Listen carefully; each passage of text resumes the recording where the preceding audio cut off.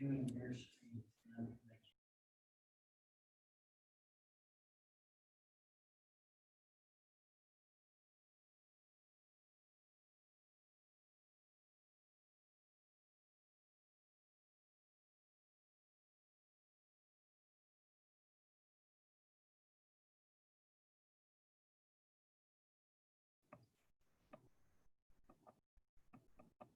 Is my volume high? Is it okay?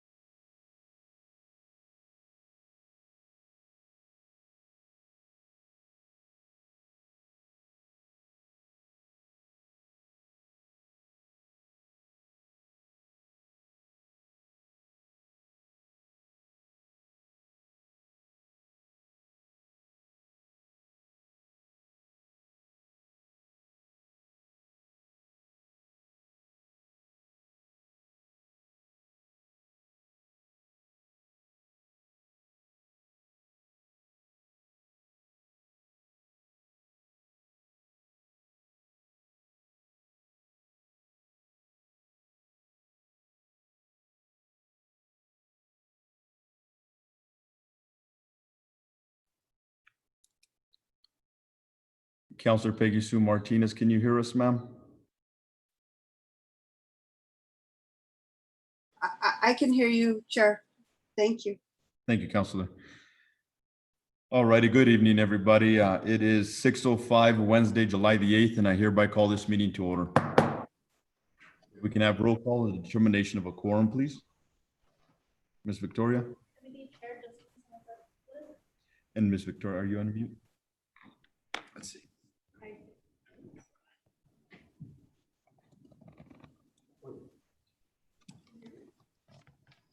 Speak a little louder by my phone.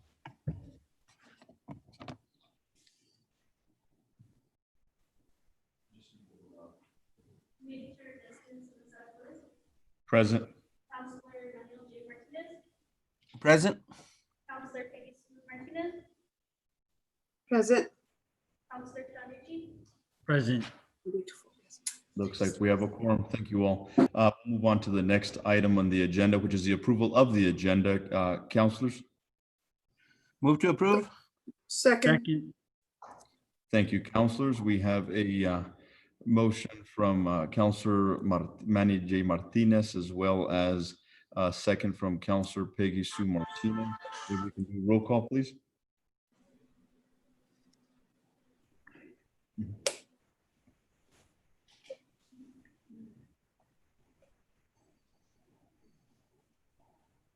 Committee Chair Justice Ma'am, we'll go and start with the councillors and then I'll be last.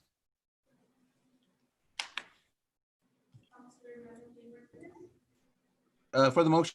Councillor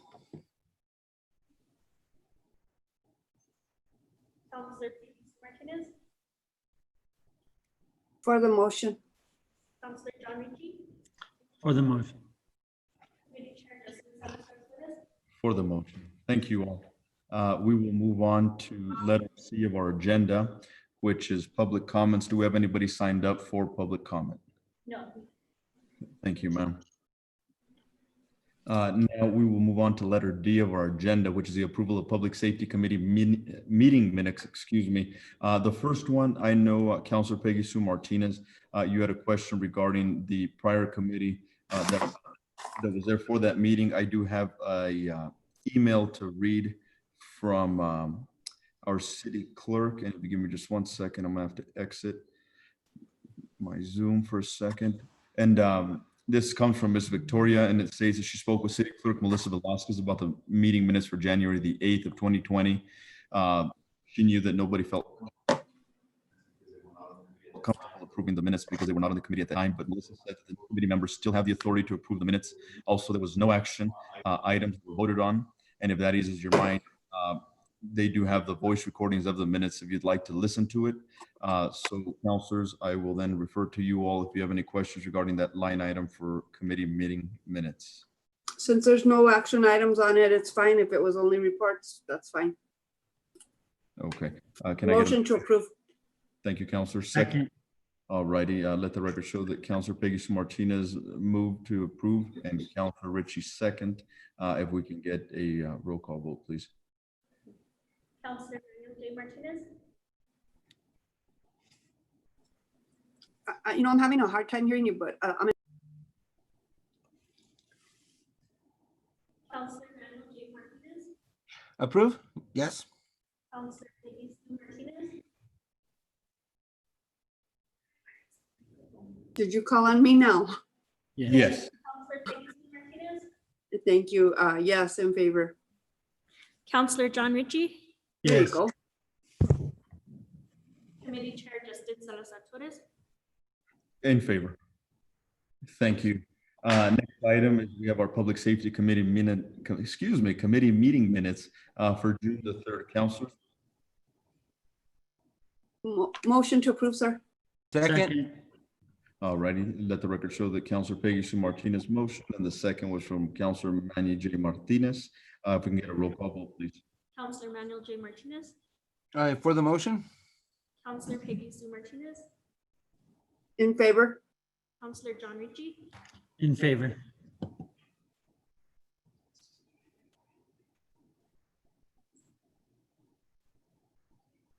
Go ahead and call on me. Go ahead and call on me. For my vote. Committee Chair Justin Salazar Torres. In favor. Thank you. We will move on to item E, which is committee member comments. Of course, ladies first, Councilor Peggy Sue Martinez.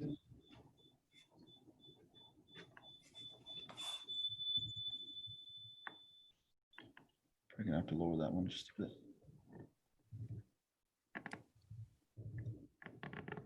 Councilor Peggy Sue, do you have any committee member comments you'd like to see? I'll yield to the other counselors for now, Justin. Thank you.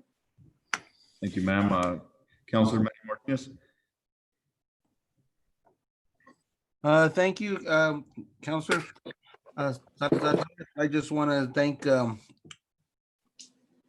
the public safety, both of course the police and the fire department for all that they're doing and for all that they keep on doing to continue to implement this stuff during the COVID crisis, that they're still out there. I can still see them out there going to businesses and making sure that people are trying to adhere to the governor's policies and keeping people safe. So I just want to thank them for everything that they're doing, sir. Thank you. Thank you, sir. Councilor John Ritchie. Thank you, Chair. I just want to acknowledge the police department on, I had a couple of constituents reach out to me for some issues in their neighborhoods regarding a couple of drug houses, and gave that information to the chief. And in a couple months, both of those houses have been disassembled, in the sense of no more drugs out of there in those neighborhoods. So again, hats off to the chief for taking care of the neighborhoods and our constituents, keeping us safe. Thank you. All righty, thank you, sir. Councilor Peggy Sue Martinez, anything? No, sir. All righty, thank you, ma'am. We'll move on to letter F, matters from the chair. The only thing that I I'd like to bring up is reoccurring weed nuisances that individuals that are constantly every season not taking care of their weeds and so forth. I know, Mr. Padilla, you have your hands full dealing with this, but is there anything that we can do for individuals that this happens to every year? Any more restrictions that we can put on them? Is there, what can we do? And I'll yield to Richard or Justin Padilla. My apologies, Mr. Chair. Can I get the question one more time? Sure. The question was for individuals that have recurring weed nuisances every year that tend to not take action until they get their third notice or whatever notice that they get. It does take a while to get these individuals moving. Is there anything that we can do for these reoccurring instances? Yes, thank you, Mr. Chair. Members of the committee, pardon the pun, but this is a perennial problem in communities across the nation. Most folks are super responsive to our process. As Justin's stats show, the vast majority of folks come into compliance after the first notice. However, that's not the case with everybody. And as is often the case, 10% of the population, 10% of the challenging properties eat up about 90% of our time. We're always looking for ways to improve our process. One of the things that we're actively considering now is a little bit more aggressive enforcement with those continually bad actors or those folks that are obviously not interested in coming into compliance. So this involves additional filings at the municipal court level with the goal of being able to take some of these cases beyond the municipal court level, perhaps to district court, where we can get an injunction by a district court judge, which is hopefully, really get across to some of those folks that just never seem to quite get around to doing what they're supposed to do, or each year, as you mentioned, are always having problems that the city means business. So we are actively pursuing that, and that's probably our best approach, and currently the thing we're going to try next. Thank you, sir. I do appreciate that. Now that's all that I had. So we move on to our action discussion items, also that are recommended to go to full council. We'll move on to item number 3, which is the update on the pathway shelter. We have, of course, Planning Director Richard Hubler, as well as some guests with us. I see Ralph on, as well as my screen is not that big, so I'm not sure if you all have any other guests with us, but welcome, and I'll yield the floor to you all. Thank you. Mr. Chair, members of the committee, we wanted to provide this update to you as Pathway Shelter is currently, of course, an ongoing project in development. It's come before this body, it's come before the full council, it's certainly come before the Planning Commission. And so tonight with us, we have the Executive Director, Dina Moscola, and then the current board chair, Ralph Martinez. And they wanted to speak a little bit to the activities that Pathway Shelter have been undertaking. They're not yet in their final facility as was hoped. The tenant improvements are ongoing, and they'll address that briefly. But more than anything, I wanted them to kind of update everybody here on what they've been doing, the successes they've had, which are great. And then, of course, the response that they put forth related to COVID. And, as was expressed to City Manager Martinez back in March, what's the city going to do about the homeless problem and COVID? Pathway Shelter stepped right up to the plate there and has been working to help, coordinate the response of the community to this particular portion, this particular segment of our citizens and our neighbors. So I'll yield the floor now to Dina and Ralph to kind of make some comments, and then they're certainly happy to answer any questions that you might have. Thank you, Richard. Thank you, everybody, for this opportunity to share an update with you on what's been happening at the shelter. Well, as most of you probably know, we were open starting in January as a temporary warming center, just to be able to provide a very small portion of our facility to folks that are out in the streets during the times of frigid temps. And we were working in just about a third of the facility because the rest was undergoing tenant improvements. And then on March 13th, we closed our doors because of COVID-19. And our intention was to close the doors so we can really focus on getting the renovations completed, so we'd be able to open up a larger facility, have hot showers, hot water, have showers in general, hot water, and the larger space. But during this time of closing, we still kept on providing services. Our intention was to have an opportunity to still protect the community and our guests from COVID, even though we weren't able to provide overnight services. So we started doing distribution, and for 4 nights a week, we were and still provide food distribution, hygiene supplies. We provide all kinds of PPEs. We provide COVID screening. We've had COVID testing on site a couple of times. We also are providing tents and sleeping bags and any types of camping gear that we can get our hands on. And during this time, we had experienced some folks that started pitching tents on our property. And it wasn't something that we planned for or something that we invited, but as it started happening, we decided that this was a way that we can allow people, another way that we can allow people to stay off the streets and, you know, thus protect them and the community even more. And so as time went on, a couple of more tents came on, and we had about maybe 10 tents on our property. And this was a situation that evolved as time went on.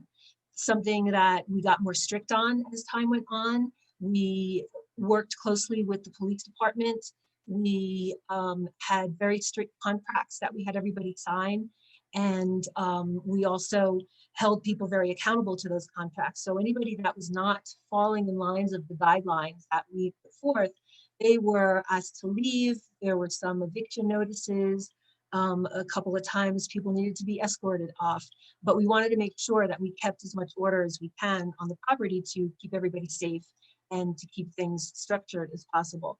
And so we're really proud of how it turned out. We didn't expect this. We were concerned when we had to close our doors for COVID, but we didn't let that stop us. So we continued with our referral services. And over that time, we've been able to make a lot of referrals, a lot of places. So in the 2.5 months, we provided 6 people with temporary housing. We provided, and the numbers have raised a little bit than the handout that you have, since the handout was about a week ago. So I can tell you now, so 6 people have been placed in temporary housing, 9 people went into permanent housing, 6 people have gone into medical services that they normally wouldn't have gotten. Several of those services were life-threatening. We've helped people get food stamps and Medicaid, financial assistance. 24 people went into rehab, and 4 people got help getting their IDs. So despite everything, our staff is still working really hard at getting our folks served. And in the meantime, our renovations are continuing. But I do want to let you know that this week we closed down the camp. And that was because it just got to be a point where we realized that COVID restrictions were starting to lift. And, you know, at that point, we thought it was a good time to focus even more on tenant improvements and let our folks, you know, find their own place. But because they had stayed with us for a couple of months, we have spent a lot of time building some really deep trust with folks and some good routines. So we have a lot of people that are used to coming to our site. So we feel that even though we closed the camp area, and all of our services are going to continue. Our services are continued, distributions, we'll continue doing checks for COVID, we'll continue providing necessary hygiene supplies and showers and all kinds of things in our parking lot 4 nights a week. And we believe that because of all that trust that we've built, that a lot of people will continue to keep coming in and keeping more of a routine and hoping to stay off the streets as much as possible. And so for the renovations, there have been walls that have come down, walls that have gone up. Egress windows have been installed along with a couple of doors for egress. We're installing showers, 2 showers, a couple of bathrooms, and a full fire suppressant and fire alarm system. So we're busy and we're working going, but we are making sure that we're staying within the guidelines to not only keep our guests safe, but keep the community safe as well. And so I think Ralph is on. Ralph, are you here? Do you want to add to that? I don't know if you're still here. I am. Hello, commissioners. Thank you for having us tonight. Thank you, Dina, for that update. Can you guys hear me? Yes. Okay, good.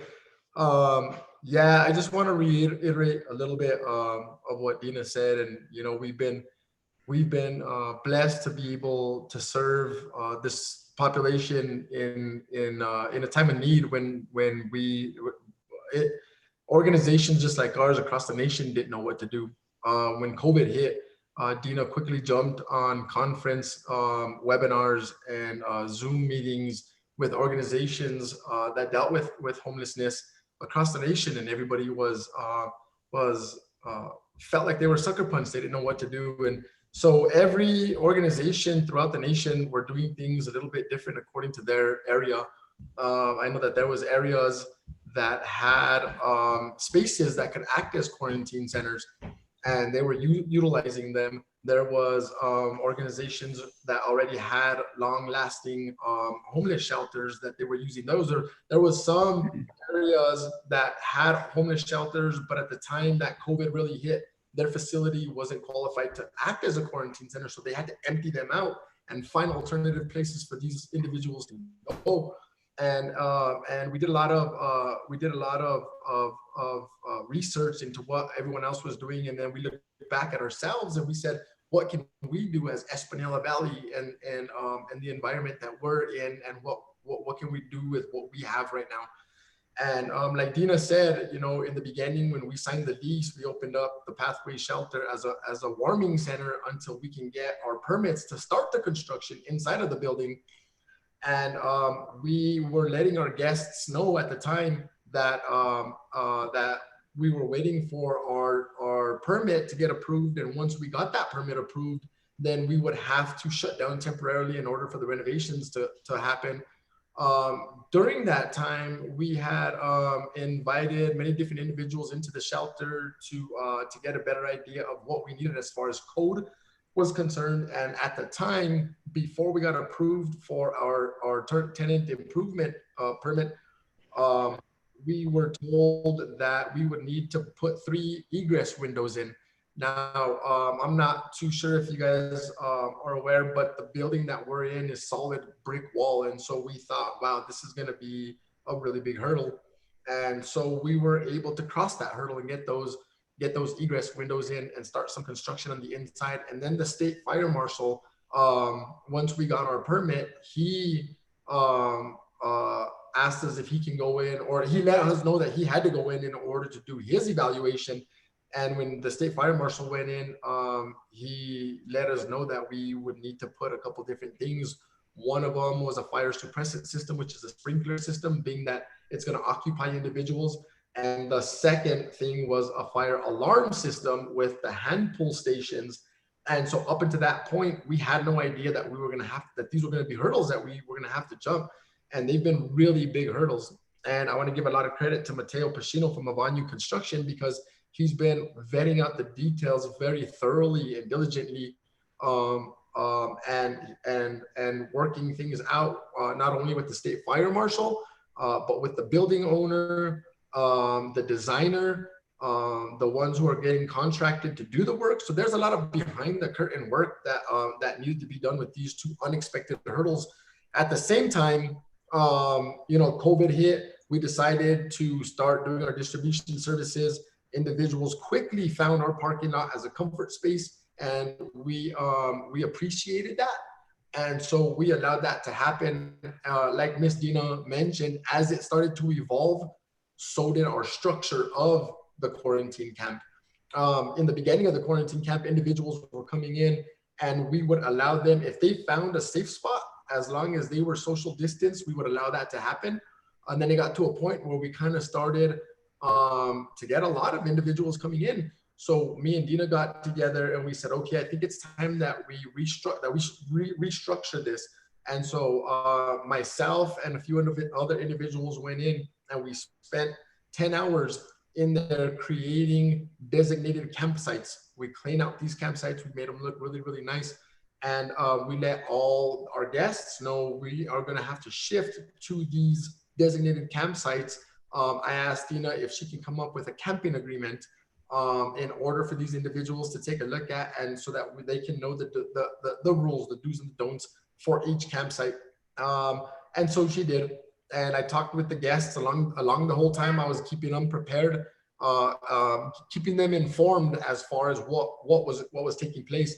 And so we actually right before we did the campsite designation, me and Dina got together and we thought, why don't we hold a guest discussion day? And so we made these flyers. We told all the guests in the campsite. There was at the time there was 12 campsites, and some campsites had 2 people in them, and that was fine according to regulation. And so there was a few people that were staying with us, and we invited everybody to have this guest discussion. Richard was there. We invited some of the board members. We invited the owner of the building to come be involved. And I was personally surprised when every single guest showed up to that guest discussion. And it was pretty amazing because 3 of them actually got there with paper in hand and a pen in the other hand, ready to take some notes. And it was really, really cool to see the interaction, and they felt really engaged, you know, and important to be looked at in that manner. And we sat there 2.5 hours. We all spoke. We went around the circle and we bounced ideas off of each other. We let them know that we were here to listen to them, and they came up with some ideas that were fabulous ideas that we took into consideration and said, yeah, that's a really great idea. Let's do that. And so we were able to create these designated campsites with the help of the guests. And so we created these campsites. Now we're really there. As a matter of fact, all day today I was there at the shelter, and they're working right now on the fire suppressant system, running all the lines, all the pipes. They've been running all the wiring for the hand pull stations, and so we're getting close. And so knowing that we're ready to kind of start taking off on the tenant improvements again, I felt like us as an organization, we need to know when to grab on, and we need to know when to let go. And so me and Dina spoke a couple of weeks ago, and I told her that exact statement. And I told her, I think it's come a time where we need to shift our energy back to getting those doors open, knowing that winter is coming soon. And so I went in to the shelter up until 2 Mondays ago. None of the guests had been inside of the building due to COVID restrictions. And they would see contractors and people kind of going in and out. They would hear us talking about like all the improvements that we're doing, and all they can do is paint a visual in their mind. And so when we decided to close the campsite, I said, okay, this needs to be done the right way. You know, we can't just go in there and tell the guests that they need to leave, you know. And so what I decided to do was I went in on a Monday morning, and I asked all the guests if they would like to take a personal tour of inside of the building. And every single one was like super excited. And so I took each one at a time, and I shared with them the vision. We went through every part of the shelter, and I explained every detail of every part of the shelter. And at the very end, they were really, really excited. Every single one was really, really excited. And I let them know, in order for us to get to this, we need to let go of that. And they understood. They totally understood. At that point, they understood. And so it was cool. So we decided to close down the camp. We let them know that as of Monday, January the 6th at 10 a.m., that the camp was officially closed. Everybody needed to be off the property. We actually, Dina and the staff put together a guest appreciation barbecue last Friday night, and they barbecued for everybody that's been a part of the camp. And so we have that relationship with them. It's pretty amazing. And so everybody started to move out, and it was really difficult because moving in its normality is difficult to begin with. When you have to move somewhere where you have no idea where you're going to, or you have no vehicle to get your stuff from one point to the next, is even more difficult. And so the guests did a really good job at kind of cleaning up after themselves as they were moving. But in natural human nature, we tend to accumulate things. And so there was some things that were left behind, and that's cool. That's cool.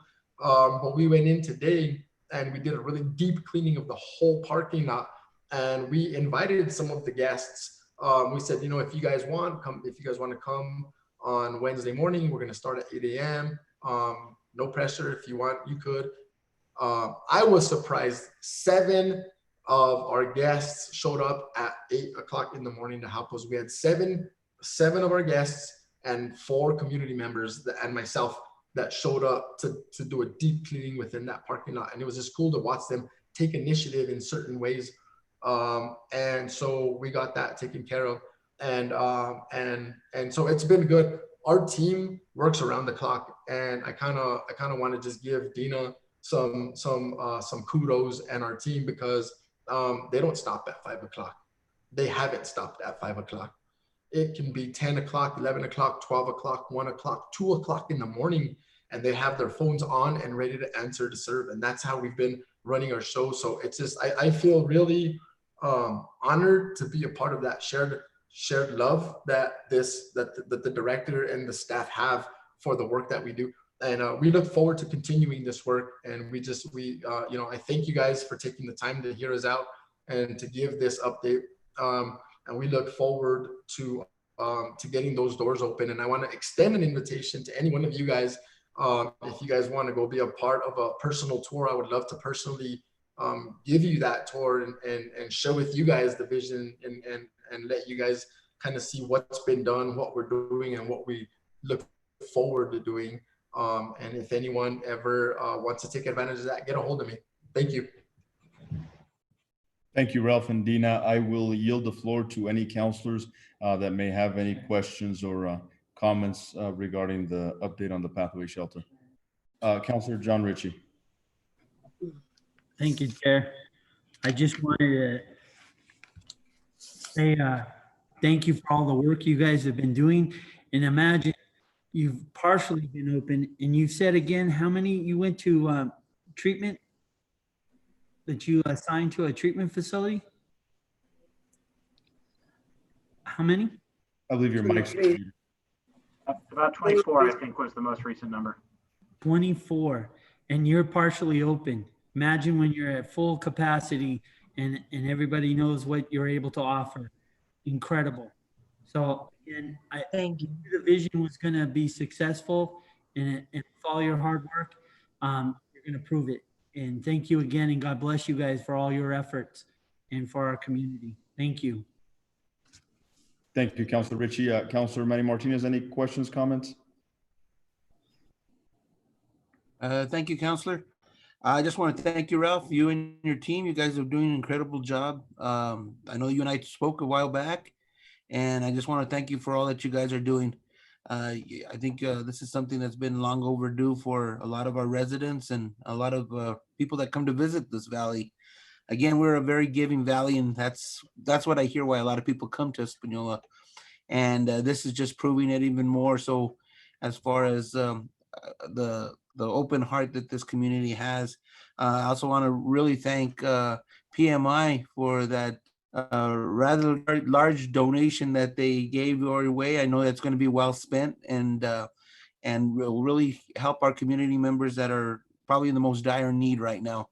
So I look forward to this place being open, especially being open before the weather gets towards the bad. Hopefully that will be a long way from now, because we're just hitting the summer months. But that's another form of bad weather in itself with this heat. So, Ralph, I would like to talk to you when we can. I know we spoke about, because there is still a lot of homeless that won't be, due to the COVID, won't be able to utilize this facility even when you do open up full time because of the social distancing. And perhaps we can see with the city what we can do to help that measure as well, sir. Thank you, sir. I Thank you. appreciate that. Councillor Peggy Sue Martinez. Thank you, Chairman.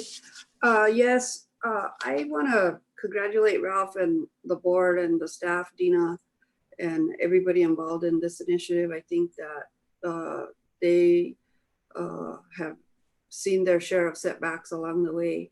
I know that some of us, or I did at least for sure, get an email from Manny Martinez with some concerns about the trash back there and the way that it looked. And it seemed like that you were very reactive to the concerns. And we certainly appreciate that, because we want it to work out, and we want to be your partner. Things that I brought up at the last public safety meeting was the Please Help, Don't Give initiative, or Keep the Change and Be the Change. And a couple of cities have adopted this initiative to deter generous citizens from giving money to homeless panhandlers and better directing the money to the agencies that help these people. So it's something that I still am very interested in doing. I don't think it would take a lot of money to get behind this, a few signs possibly, and maybe a little bit of advertisement money to really put the initiative out there to start showcasing the agencies that help the homeless in our community. The women's shelter, of course, St. Martin de Pobres kitchen, and of course, the Pathway House shelter. So, you know, if we could start directing the generosity of our public to give and bless the agencies that can so much use the money and do so much more with that money, I think it would be a really good thing. So this is something that I've been wanting to do for a long time. Now that the agency is up and running, I really feel like it's time for the city to consider adopting that initiative. And if anybody wants to see a YouTube video on what the city of Auburn did, I'll send out an email with the link for the YouTube video so that you can watch that. And all it is really directing people to the agencies in their community that help these people. And I really feel like it's important. We know that from statistics that a lot of the money that people get on the streets is perpetrating addiction and other bad things. So I think it would be a really good thing if we could adopt this and have people bless the agencies that are helping these people. Thank you, sir. Thank you, Councillor. I appreciate that. One of the things I was thinking about is Ralph and Dina, if you'd be more than willing to present this to full council as well. That way everybody is just a little bit informed. I know that most councillors have gotten a lot of emails or calls or texts with concerns regarding all of this. And if you guys could present, obviously that's live on Quedisa, so most constituents would listen in and see what's going on there and get informed. Mr. Chair, they're actually scheduled for next week's city council meeting. Are they? Perfect. Thank you. Appreciate it. Councilors, anything else that you may have? All righty, we will move on. Appreciate it, Ralph and Dina. Have a good evening. God bless you all. We will move on to item 4, which is the review and discussion of the tow rotation for the Espanola Police Department. We have Chief Roger Jimenez. Good morning, Mr. Chair and members of the committee. I'm going to defer, if it's okay with you, to Mr. Hubler, see if there's any questions or concerns that he wanted to bring up. As you may or may not know, we did have some incidents with some specific tow services and companies. At the guidance of the PRC, and when we spoke to the Public Regulations Commission and doing some research, we found out it's at the agency head's request or decision to make changes to that tow rotation.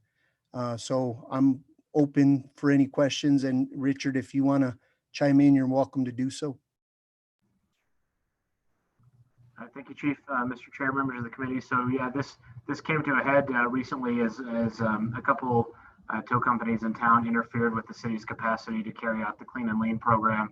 And so following up on that particular event, as well as a pattern of behavior earlier in the year, Chief Jimenez and his staff, as he indicated, in collaboration with the PRC, revised the tow rotation list. And it's my understanding that the updated version is now on file with the 911 dispatch. And so basically it's our position this matter has been resolved, and the companies that are on that list now will provide this level of service that the city needs.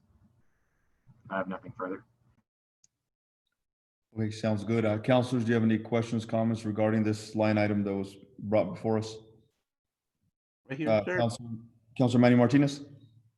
Yes, sir. So just to kind of recap, is there any changes as far as any of the tow companies that work with the city right now, or is there any is there any type of changes at all that with this? Oh, so that's a good question, Mr. Chair, members of the committee, Councilor Manny Martinez. So what we did is back after the first incident, we sent out a memo, department memo to all of the tow companies on our tow list, just briefing them on pretty much our expectations, the professionalism, the respect. That was sent back in March. After this incident, those two specific companies were removed and they were sent a letter, and as well as a letter was sent to the tow companies themselves, and a letter was sent to Public Regulations Commission. Since then, since March, we did have another company send us a request to add their services to the tow company, which we did. So we did add one and we took two off.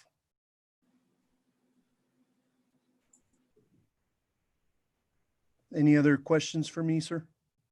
And just a follow up. So with the tow companies that were removed, there's no potential litigation as far as being removed from that rotation?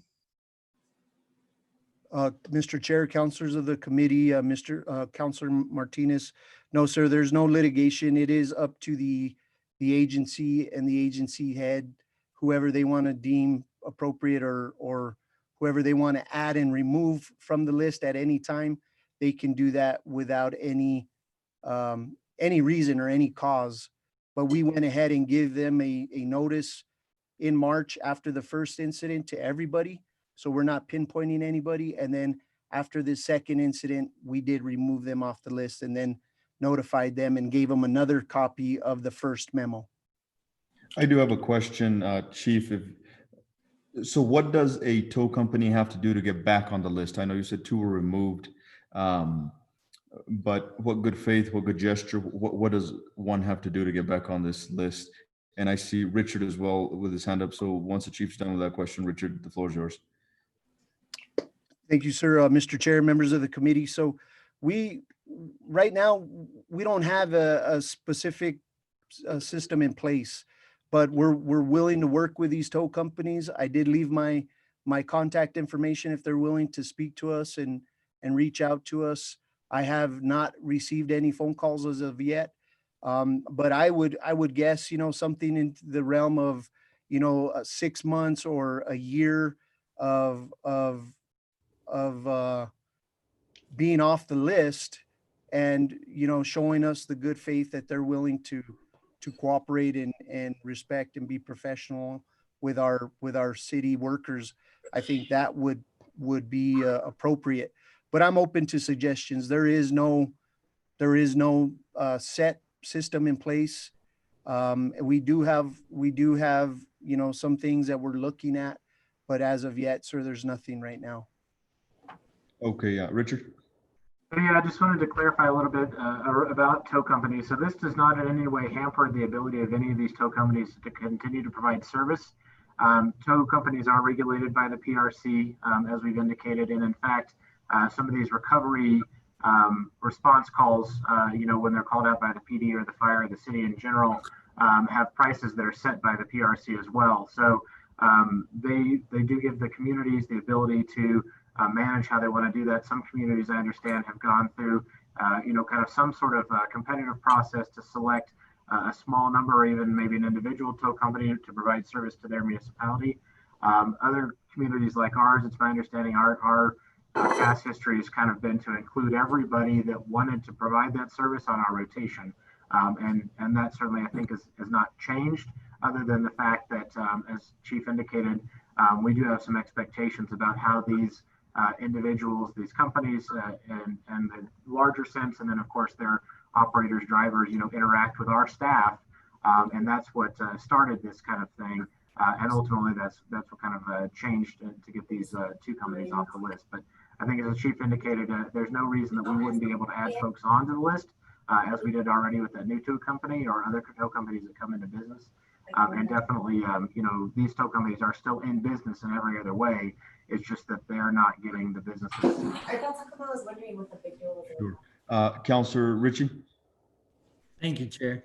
Are these companies local, or they can be in the county or out of county? What's any qualifications or requirements that they have to have? So the companies that are currently on the list, several of them have offices or facilities in the city limits. A few have offices or facilities directly adjacent. I don't have the list in front of me right now, but looking through it earlier, I don't recall that we've got anybody. It doesn't make a lot of business sense to do tow services out of Santa Fe or Albuquerque, but we certainly have one or two down in Mesilla, one up in by Velarde, Alcalde, and several that are within town themselves. The two that were removed from the list do have operations in town. Okay, thank you. Chair, if I may. Sure. Give me 1 second. Councillor Peggy Sue Martinez, do you have a question or comment? I see you're not muted. I'm sorry.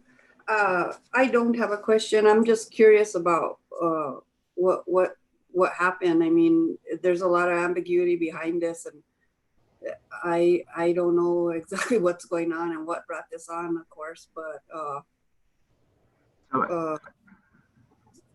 and I don't really know how much of it can be spoken about because it really wasn't advertised as such, but I don't really have a comment about it because I don't know enough about it, to be honest with you. And I can tackle that. I think it is important to not get into, we're not using this as an opportunity to pick on particular individuals or companies, but just to kind of advise, this body as to an action that was taken under the chief's authority.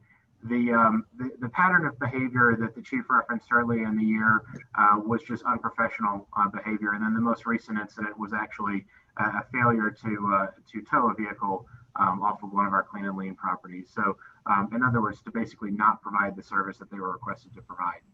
So that we felt was okay. combined with I understand a little bit better. So, I'm okay with it as long as we're doing things fairly with all the towing companies. As long as we're fair across the board, I don't have any issue with it. Thank you, Richard.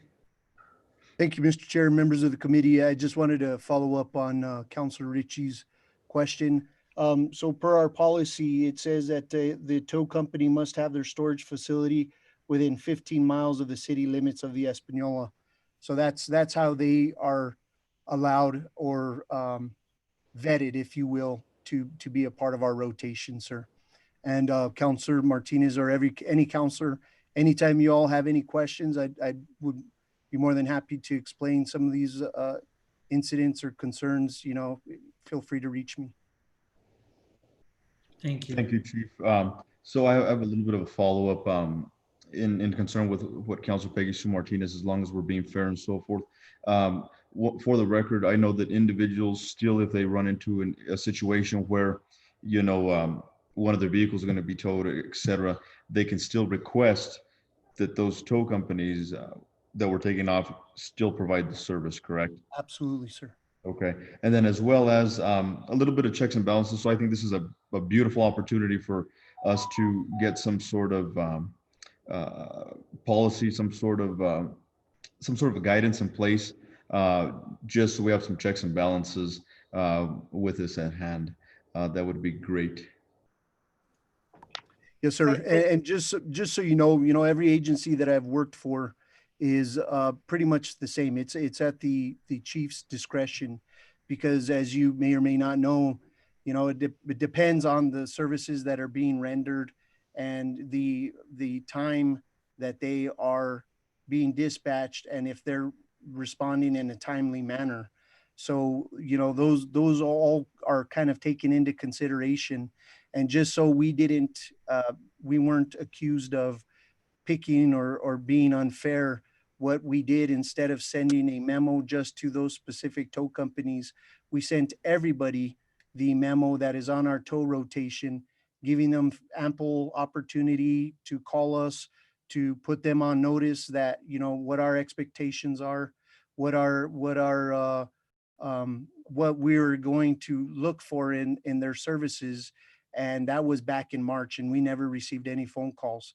So we sent it out to everybody, and we still allowed them to be on the rotation until this incident.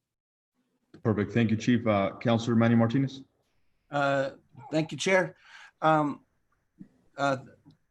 I would just like to kind of like make a suggestion, if I may. I mean, I'm not sure when these tow companies come to you and say we'd like to be on rotation, if there's some sort of contract that they have to sign that kind of states everything that you're telling us of what they have to, what's expected of them, time frame, when they're asked to do something that it gets done due to the rotation. Because I think if there was a contract, then it's a lot easier to be able to pinpoint as to what they violated and why they're getting removed off the list. And then at that point also maybe to have a time frame that you can be put back on rotation after like a probation period, 6 months, a year, whatever it might be, as long as you've fulfilled the requests that we've had, whatever they might be. And then again, sign a contract stating that, maybe with the 1, 2, 3, type of, the old good old baseball, 3 strikes and you're out type of a stuff. And that way it kind of keeps us, that we are being fair. Just a suggestion. Thank you, sir. We will definitely look into that. It's a good idea. Thank you.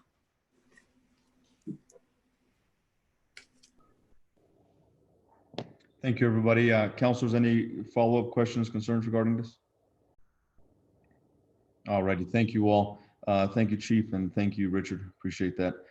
We will move on to item 5 under actions discussions. This is a proposal of an ordinance authorizing the operation of recreational off-highway vehicles and all-terrain vehicles on paved streets owned and controlled by the city of Espanola.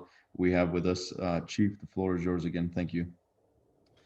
Thank you, Mr. Chair, members of the committee. I also sent you all just recently the revised draft from our legal team, who also reviewed this. They made some changes and recommendations, but this is obviously just a discussion item.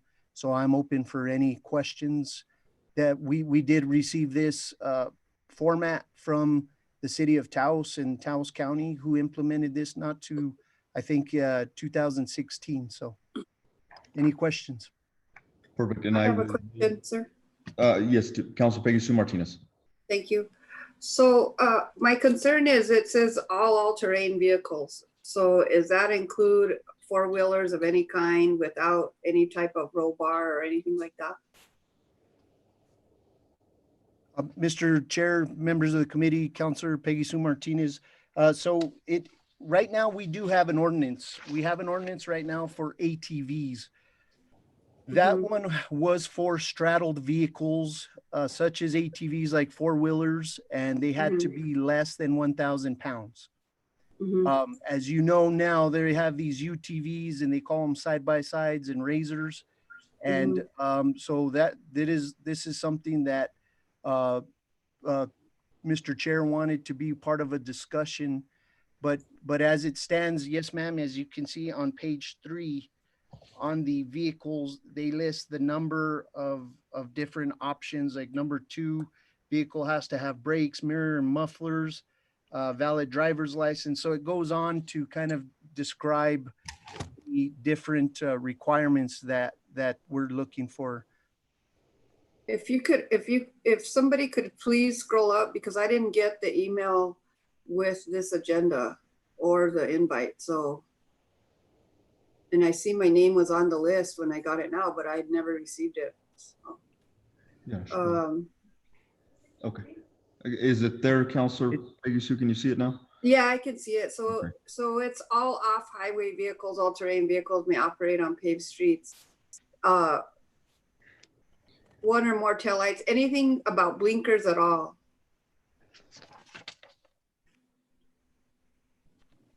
Brakes, mirrors, mufflers. So on the, Mr. Chair, councilors, members of the committee, Councilor Peggy Sue Martinez, I believe they still honor the blinkers and the hand system, to signal if you're making a left-handed turn or a right-handed turn, you can still utilize the hand signs to do so. So I don't think that's why that's a mandate. But I agree with you. I think that we could definitely put this in. Whatever options or things you would like to see in there, if you all are considering it, let me know and I'll be more than happy to add it. I think this is long overdue because I think we've been somewhere in somewhat of no man's land because they have been operating them in town and we don't really know if they were legal or illegal. And it seems like there was a lot of people interested in this situation. So I'm happy to see this. I think it's really good because it gives us some guidelines for how to move forward on it. I know that the city of Las Cruces adopted something similar, so you might want to look through that and see if there's anything that you can pull from there. And then let's get this to full council as soon as possible. Let's advertise it and get this done. I think it's important. Sure, and just to follow up, one of the things that we were going through in discussions, all credit, of course, goes to Councillor Manny Martinez. He gave me a call regarding this, and we had discussions on it and said, let's just do it. Let's move on it. Let's see what we can do. We've had numerous phone calls. At the state level, there is a law regarding it, but nothing within the municipality. And we've had individuals that live within the municipality or just love to come, shop here or just take a cruise through our municipality on it. And they per se have been pulled over, etc. So we want to just be all inclusive now and just get all this taken care of. Councillor Manny Martinez. Thank you, Chair. Yes, sir. Thank you. It's really nice to see this coming before us because it is long overdue, as Councillor Martinez stated. I did have several people come to me and ask me if we were going to look at adopting any type of ordinance or this year. And so that's when I contacted Councillor Salazar about this. You did answer actually a lot of my questions just going through this because my prime concern, of course, was safety. And being that those should be the most of the, if there's any violations, it should be to make sure that things are safe. And I did see that there, as far as underage drivers, safety helmets, such things like that, kids behind bikes and that kind of stuff. Because I do notice that a lot. Parents have a tendency sometimes to just, get the kids and let's go. And I think as long as we adhere to the safety portions of this ordinance, I think we're going to be pretty good on it. But I will continue to look at it and give you any suggestions I might have there, sir. But thank you so much for bringing this in front of us. Yes, sir. Sure. You're welcome.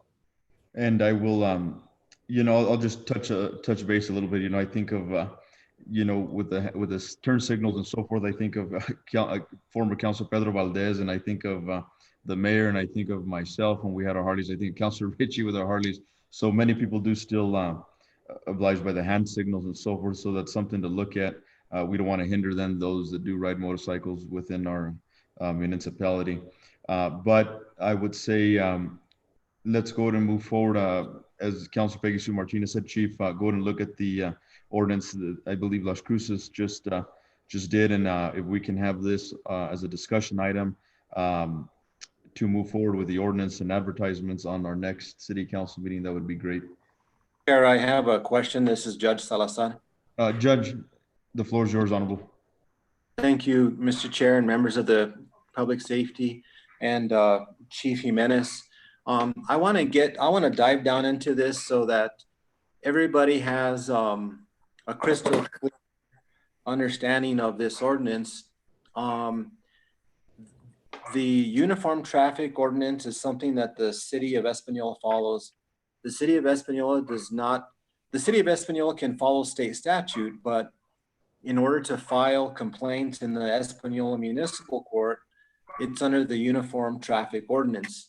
On page 1, the second paragraph, it talks about whereas the governing body of the city of Espanola has adopted by reference the 2016 compilation of the New Mexico Uniform Traffic Code. The code needs to be replaced with ordinance. Then it goes on to say, which rewrote section 66-1-1 through 67-7-11. That needs to be changed to the Uniform Traffic Ordinance, which is 12-1-1 through 12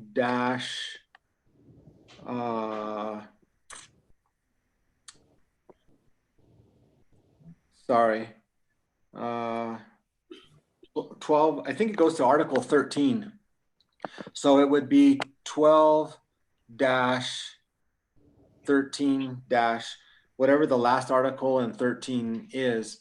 So this needs to be specific for the uniform traffic ordinance. Is that, am I following the right track, Chief Jimenez? Good morning, or good evening, Honorable Judge. Yes, you are, sir. You're absolutely right. So, like I said, this is just a discussion item, so I wanted to put it together. And our after we have this discussion, our thoughts were to get with you so we can polish this up and make it specific to your UTO on your municipal court. Okay, well, I appreciate that, Chief. So when, and I'm not a lawyer, I'm not an expert in the law. When you look at the ordinance and read it, it talks about paved streets owned and controlled by the city of Espanola. There are streets that are owned, that are paved and owned by the city, but State Road 60, I mean, so we're talking about State Road 68 that an all-terrain vehicles shall not be on State Road 68 because that is maintained by the state, or State Road 76, which goes up to Chimayo, or McCurdy.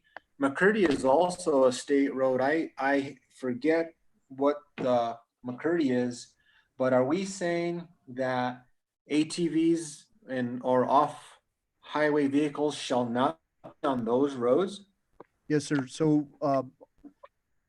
Mr. Chair, members of the committee, Honorable Judge Salazar, that you're correct. This is only for city of Espanola streets that we can have this ordinance for the city streets. So Okay. If I can chime in there, we're not saying that they cannot be on state roads. Again, when we spoke about the state statute regarding this, Richard had his hand up. So Richard, if I can yield to you for that. Yeah, so that was a little bit of my question as well, because the vast majority of our roads, and certainly where the incidents involving folks getting pulled over on Riverside, for instance, Paseo Gañate, El Llano, Fairview, Lower San Pedro, Middle San Pedro, these are all state roads. So my question, I guess, and something certainly that I'm sure Roger's already thinking about, is how this interplays with that and with the county. As you guys may be aware, last week's issue of the Rio Grande Sun had editorial, I guess, of sorts from the county sheriff, basically saying that they were going to start enforcing because neither the city nor Rio Arriba County had any ordinance that allowed use of these vehicles on their streets, that they were going to start enforcing over the weekend, that they had not been because of COVID. So that would be one kind of concern, is, I guess, related to this is it's great to say we're going to allow this, but if it's confusing to our citizens to only allow it on some places and not be real clear, and they may not be super familiar with which roads are state roads or not, and then how that interplays with what point it becomes a county road, like the North Prince Drive, but also as they go in and out of some of the streets on the east side of town where our border is very jagged. That there's definitely some details in there, I think, that relate to Judge's comments. So then, I'm understanding that, Richard.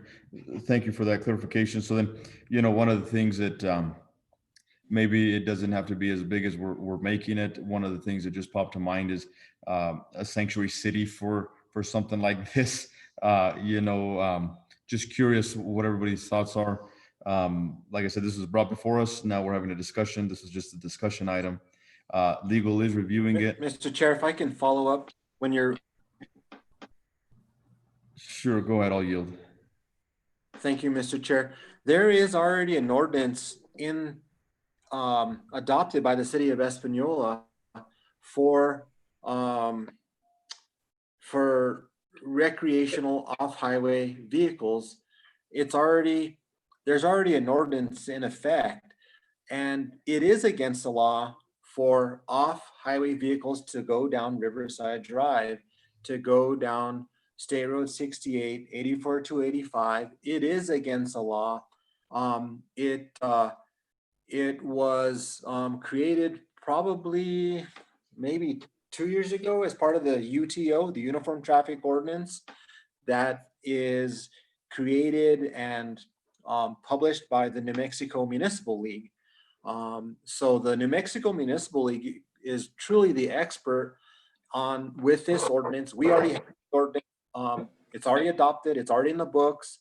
It's already for police officers to follow, to enforce. We don't need to follow state statute. And if you wanna, I mean, you gotta be very careful what you are intending to, if you want to create a sanctuary for something like this. It could be a segue to decriminalizing marijuana. It could be a segue to many things in the city. It's the pleasure of the governing body, how the governing body wants to move forward in their city for safety, for economic development, for police presence, community policing. I mean, there's a whole gamut of things, but the UTO already created. I don't think we need to recreate this ordinance because it's already there, Mr. Chair. Sure, and I respect that. I have a follow-up when you get a chance, Chairman. Go ahead, Councilor Peggy Sue. Sorry about that. So the issue that I have, the way that it's presented is if it's only on city streets. Well, if I live on Prince Ranch, I have to drive on the highway. Either way I turn out of Prince Drive, I have to go on a state road. So it would be illegal either way to go on a state road. So mostly you're allowing them to be used like on little side roads is what I'm reading and what I'm understanding, because you wouldn't allow them to be used on Riverside Drive, State Road 76, 68. Paseo belongs to the state also, Paseo de Oñate. The bridges, both Santa Clara and the Fairview and the Oñate Bridge Road are all state roads. So I don't know, I think that throws a monkey wrench in the whole situation, and I think we need to really think about it. Sure, Richard.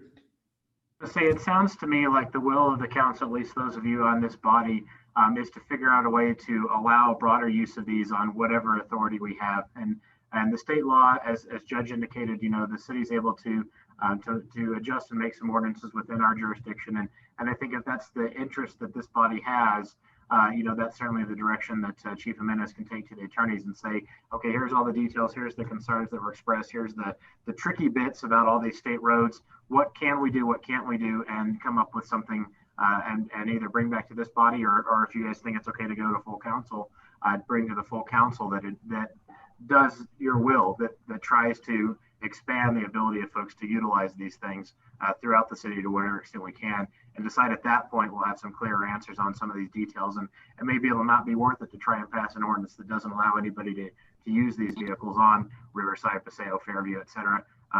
Maybe it would be, or maybe our ordinance can override that, or allow that permission on those roads. Thank you, Richard. Councilor Manny Martinez. Thank you, Chair. Yeah, I agree with this. We do need to make sure with what we're doing, because it doesn't sound like we're putting the cart before the horse and maybe sending a misleading misleading okay to a lot of our the people within the city saying, yeah, go ahead and use these machines on city streets when they're not even sure themselves what is a city street and what is a state road. You mentioned a few state roads. McCurdy Road is a state road, at least up until Fairview Lane. So that's a whole section of people, area where they're going to have to cross just to get to Fairview Lane, which again, here is Riverside. So I do think we need to make sure that we check what we can and can't do, because there's really no point in passing an ordinance if it's just city streets that is going to be allowed at this point, simply because I think unfortunately people are going to take it the wrong way and say, oh man, now I can go wherever I want, and then when they get pulled over, they're going to wonder why. And I don't want to put that misleading into people's heads as far as what they can and can't do. It might be up to the state first to make a state law, or at least allow cities within it. Thank you.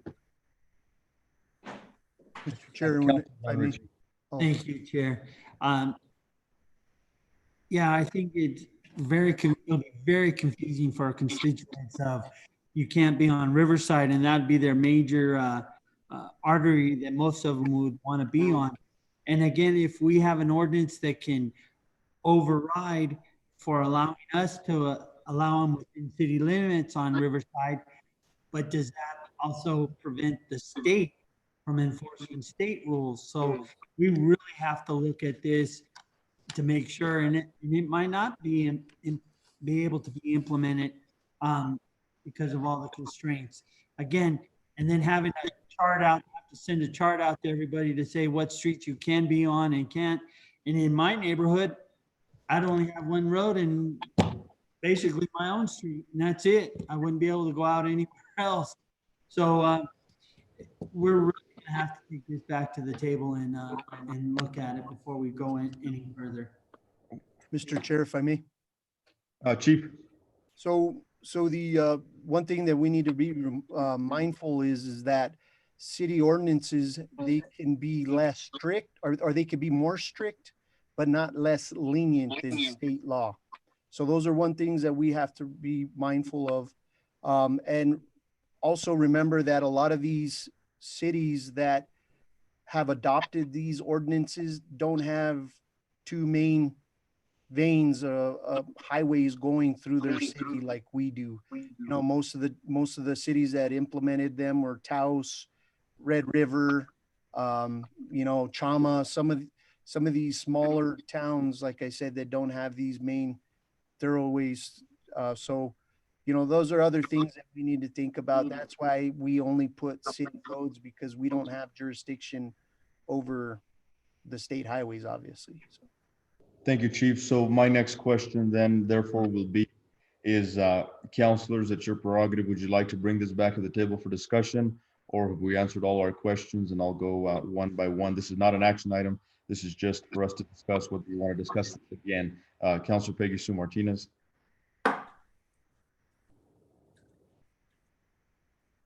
I would like some more information before, I need some clarification from the attorneys as to how we handle the city streets and the state roads within our community.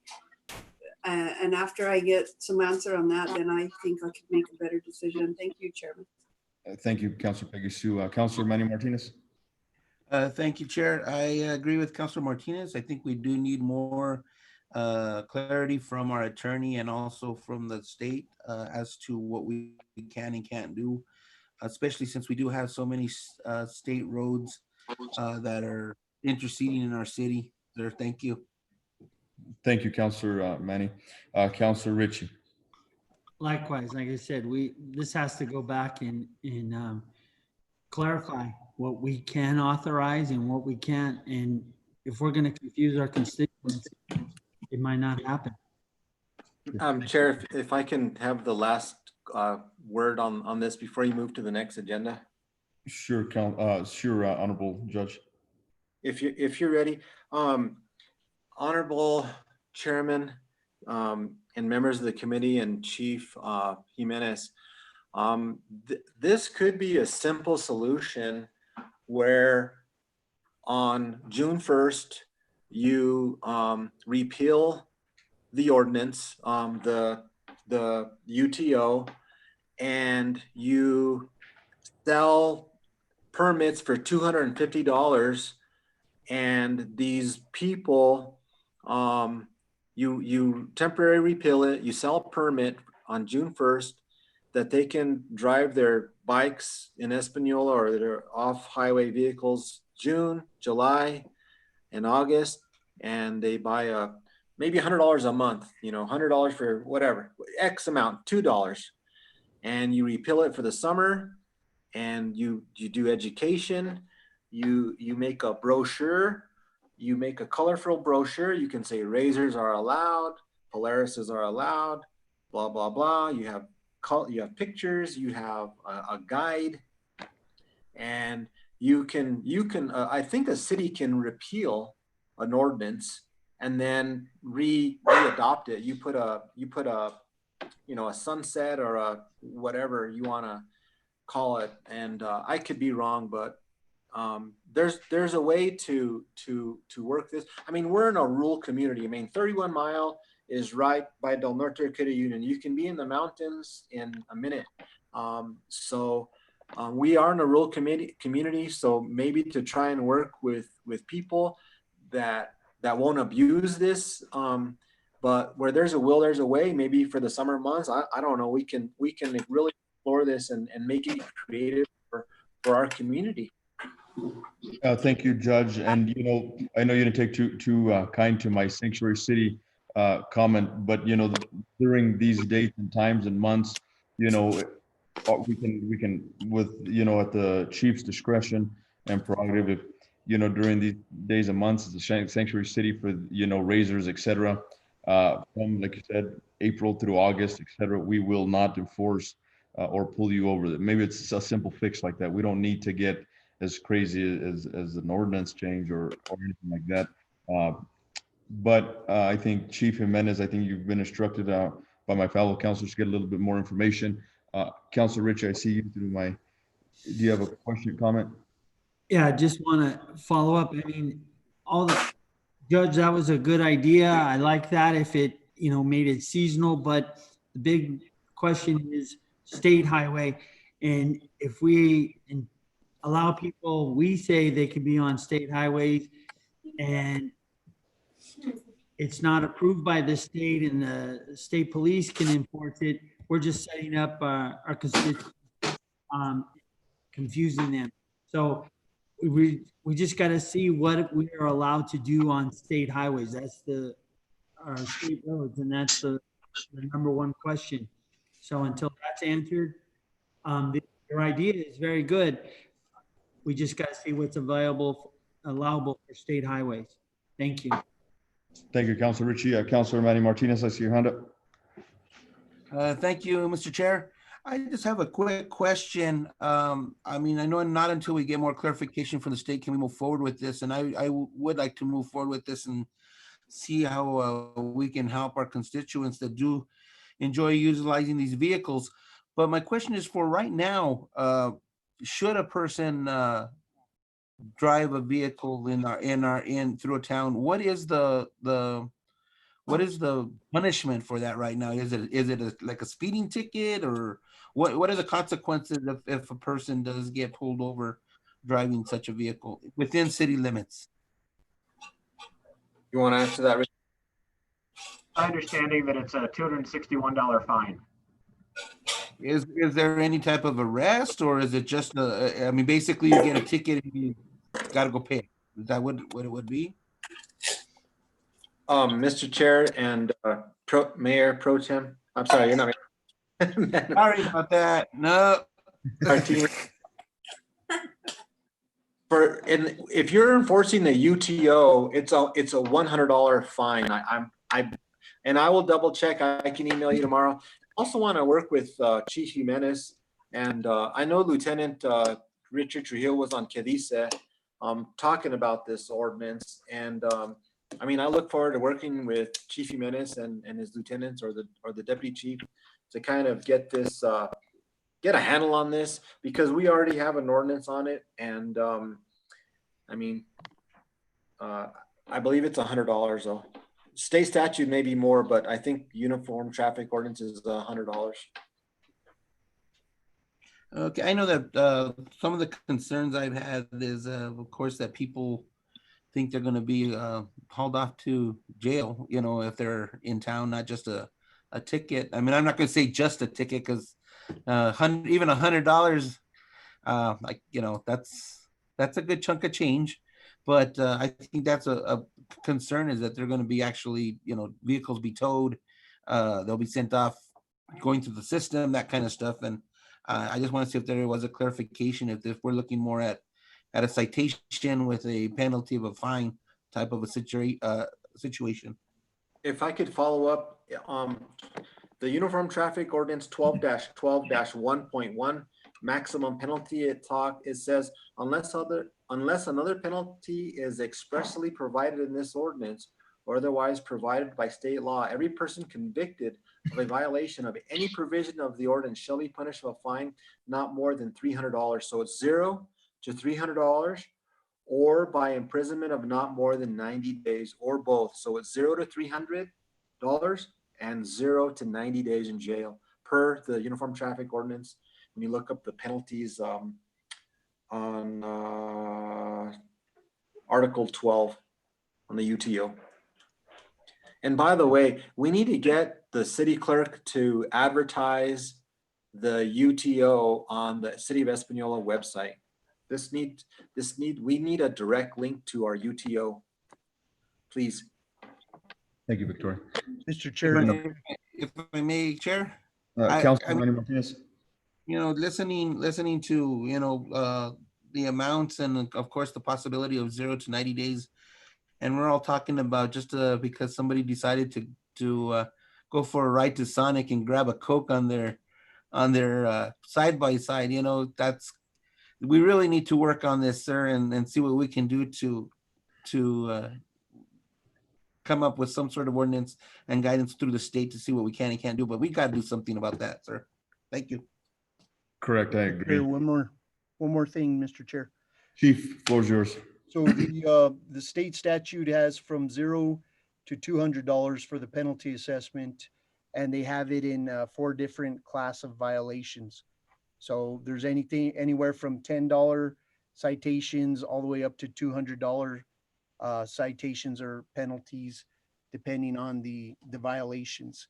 And the one thing that I do want to add is we haven't been enforcing it, although we've had multiple complaints of some of these side-by-sides driving through Walmart and driving reckless, and they do have a tendency to congregate. It's not just 1 or 2. Usually we have 5 or 10, so those are things that we also need to remember, especially during this COVID-19 thing. But like I said, I'm willing to work with anybody and pick and choose what we want to do. I'm open to suggestions and look forward to working with the judge and whoever else wants to be a part of this. Thank you, Chief. And Councillor Peggy Sue Martinez, I see you have your hand up on the. I don't have anything to add. I think it's premature, really. I think the best thing to go ahead and figure out how we're going to handle city streets and state roads. And then after we can get a better grip on that, I guess we can figure things out and see if we need to go further than we are. Thank you, Councillor. I see that we have Randall has his hand up as well. Mr. Diagüero. Yes, Mr. Chair, members of the governing body, if I remember correctly, back in 2016, when this kind of initially started, when Councillor or then Chair Michelle Martinez was on Public Safety Committee, this all got started about when the issues of basically the UTVs, ATVs were going to be driven on the sides of the roads, not on the paved highways, basically as an access to get to. So say you were up on 31 or out, for the weekend, having fun, everything else like that, and you're coming back. The issue that was brought up was instead of, when you're trailering them back, instead of offloading them at the car wash, cleaning them up, and then putting them back onto the trailer, that was kind of where this all got its legs from. And I'm looking through some of my old notes, and I've been flipping through pages of stuff that I have here furiously to try and find it. But what it initially was, the way that things got started here for the city of Espanola was that's how it was going to be. City side roads, and in reference to 84-285, north and southbound, it was the vehicles could be operated on the unpaved portions of the roadways. And then basically the only time that the vehicles would be, the ATVs, UTVs would be making any contact with any of the state highways was if they were going across the street. And then so they would basically, the vehicle owners would be cleaning the ATVs, UTVs, and then making their way back home. And so that's what I remember from when everything started. And I believe, correct me if I'm wrong, Councillor Manny Martinez, I believe you were on that committee as well during that time. I could be wrong, but that was some of the stuff that I was going through and trying to find furiously, like I say. But I do remember that's how this kind of got started for the city of Espanola. Thank you, Mr. Diagüero. I think we've all had our comments and concerns regarding this. We don't want to beat a dead horse. So, Chief, if you can speak with legal, see what we can and cannot do on state or county roads, etc. And we'll have this discussion item on our next agenda for public safety before it goes to full council. You got it, sir. And I just want to remind the counselors, I did send the red line version of the legal review. So please look it over. If you have any questions, feel free to contact me. Thank you, Chief. We will move on then to our next item on our agenda, which is department reports. Up in the hot seat again is Chief for the Police Department. Mr. Chair, members of the committee, good evening again. So first I want to apologize that we don't have May in front of you as well. We just have April. Next month. We'll have May and June so we can make up for it. But as you can see, you know, the citations totals dropped due to the COVID-19 precautions that we put out to minimize exposure for our first responders. We were still pretty busy with almost 1,000 calls for service during this month. Open for any questions. Alrighty, we will go ahead and start with Councillor John Ritchie, since you've been so patient with me. Thank you there, Chair. At this time, I have no questions. Alrighty, Councillor Manny Martinez, questions for the Police Department or any questions on stats? No, sir, not at this point, sir. Thank you, though. Thank you, sir. Councillor Peggy Sue Martinez, any questions, comments on the stats, etc.? No, nothing on the stats. Thank you, Councillor. Chief, how's your department doing? How's everybody handling this COVID-19 and so forth? And how's everything going in your department? Mr. Chair, members of the committee, we're doing good. Spirits are high here. You know, we're still trying to remember the precautions, yet still keep everybody safe, keep our officers safe. One thing that I do want to mention is that we are starting an online reporting system for our community. So we're going to try to get that up and running July 13th. We are currently working with our city clerk's department.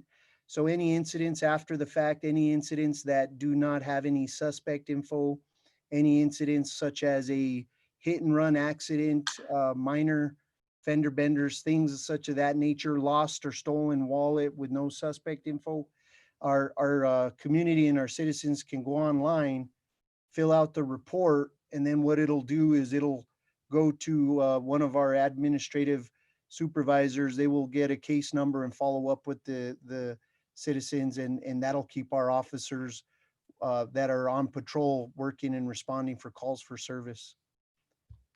I think that's a great idea, and that's good for our constituents to have. Councillors, anything else for the chief before we let him off the hook? I just have a quick question. Sure. Especially now with the mandate of having to wear masks, are police officers still going to any of the retail stores or any of the stores just to make sure that the businesses are adhering to this particular law? Mr. Chair, members of the committee, Councillor Manny Martinez.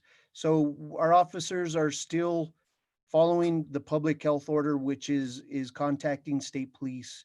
If state police asks us to go and remind the businesses to follow the public health order, we are more than happy to help with that. But up until this point, it's still the New Mexico State Police who is governing the businesses and enforcing those rules with the businesses. I did see, however, that I'm sorry, Councilor Martinez, did you have a question? Councillor,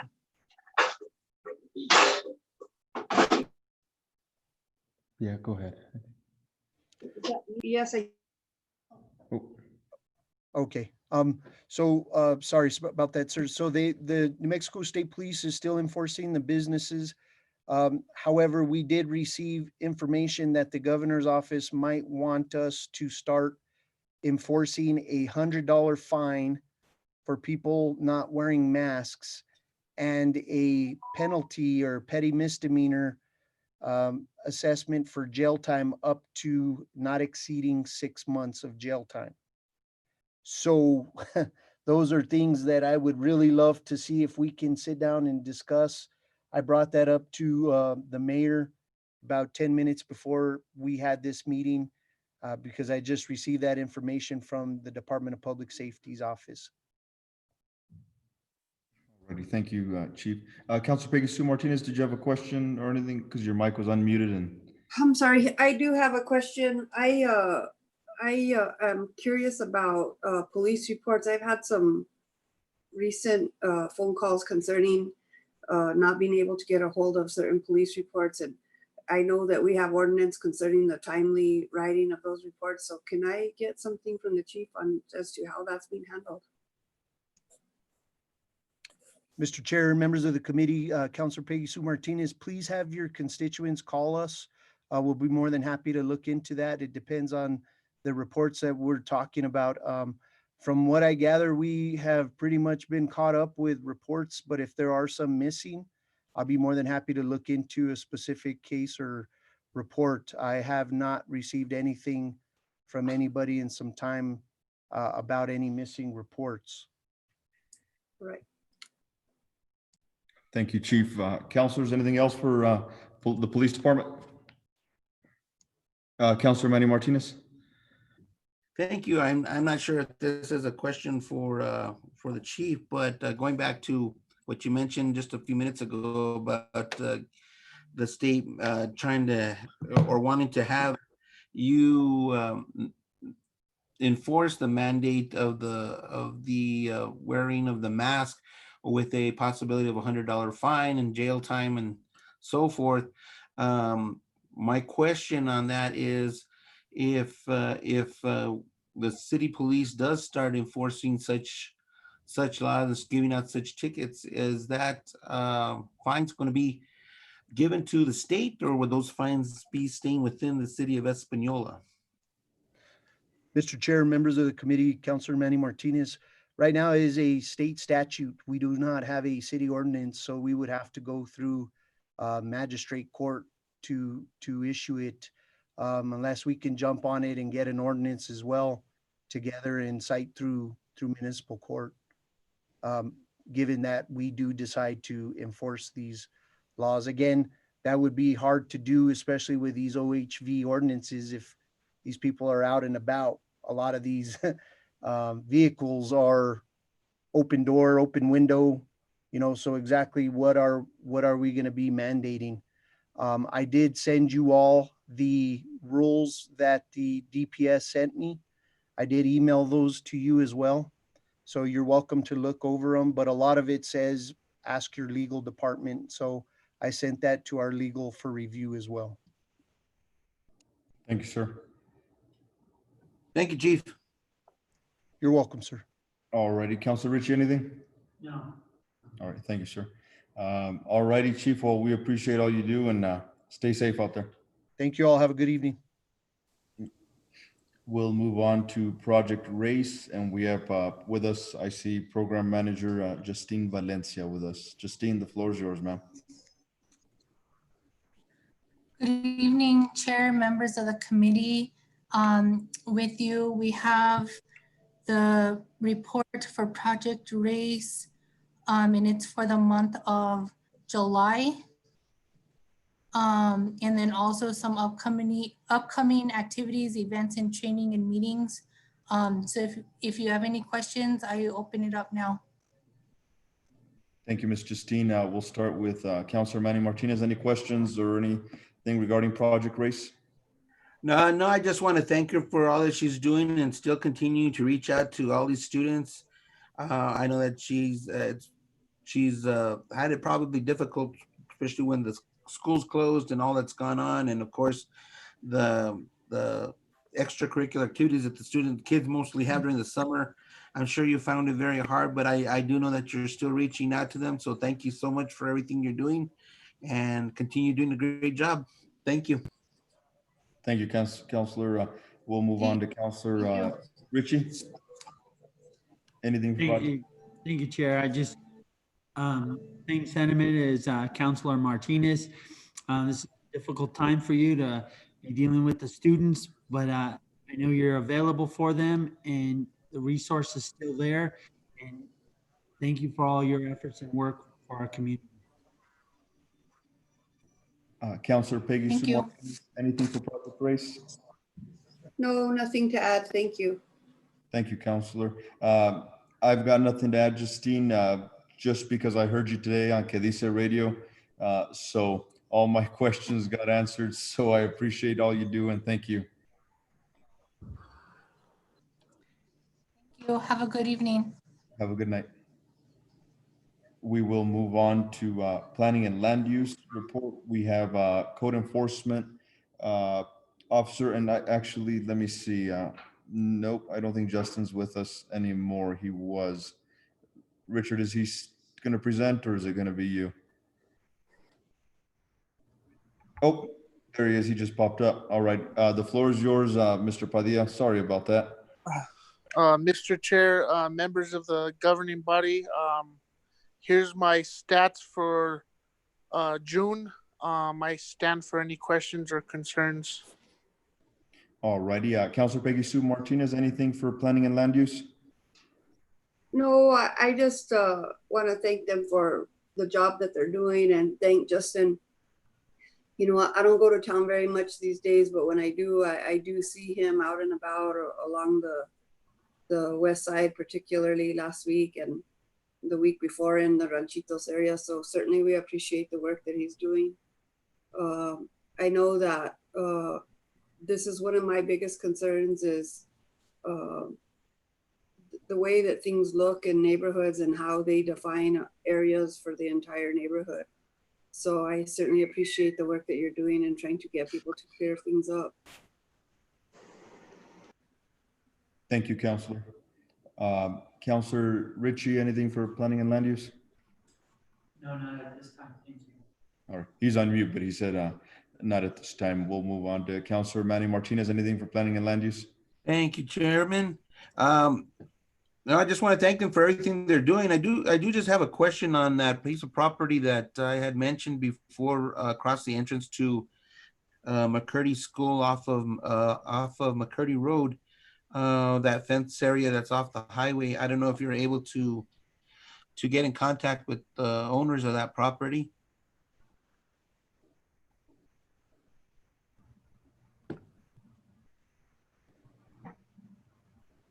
So, oh, he's back. Go ahead, Justin. Yes, so I issued you, I don't remember if I emailed you, but I did email Councillor Peggy Sue Martinez. The property was in city limits and I have already issued a notice of violation. I have not heard back from the property owner or haven't seen any action taken on the property. Just for information, that property belonged to one of the victims or relative to the victim of the accident that happened leaving town. So that's quite possible why there hasn't been any reaction to the notice from the city on that. Okay, thank you. I have a question follow-up when Councillor Manny Martinez is done, please. Thank you. I just wanted to tell Justin I did get his email. I was just following up to see if they had contacted you, but thank you for the information there, Councilor Martinez, as far as why they possibly haven't contacted the city. Thank you, guys. All right, Councilor Peggy Sue. Yeah, so if you flick the page up one, please, where you're talking about needle pickup and stuff like that. Is it up or down? One more there. So I had a call today from somebody that is trying to purchase a shed off of McCurdy by the old Hunstein building that's buried in the weeds, and they want to knock down this little shed and stuff. But before they do, there was it's inundated with needles because people have used it as a place to do that kind of stuff. So I'm wondering, what do we have available to anybody that for that service? Do we have canisters that they can pick up, or how do we handle this situation? And we'll yield to Richard. Thank you, Mr. Chair, members of the committee. Thank you for that excellent question, Councilor Martinez. So we don't have a good answer for that. As folks have contacted our office, Justin and Monica formerly, and certainly Justin now, have been very free with their time to go out and help. We did get some training for them. We've got some special equipment for them. We've got a couple of bottles, and in a few of the cases, that little red bottle you can see there, we've handed out for property owners that had a consistent problem and just needed some way to dispose of them. This is kind of a question on this slide, because I think this is something that we could really coordinate perhaps with the judge's excellent community service outreach. Certainly, this is it's not dissimilar from kind of the graffiti team and some of the work that they're doing as far as enhancing the appeal of the community and particularly the safety of the community.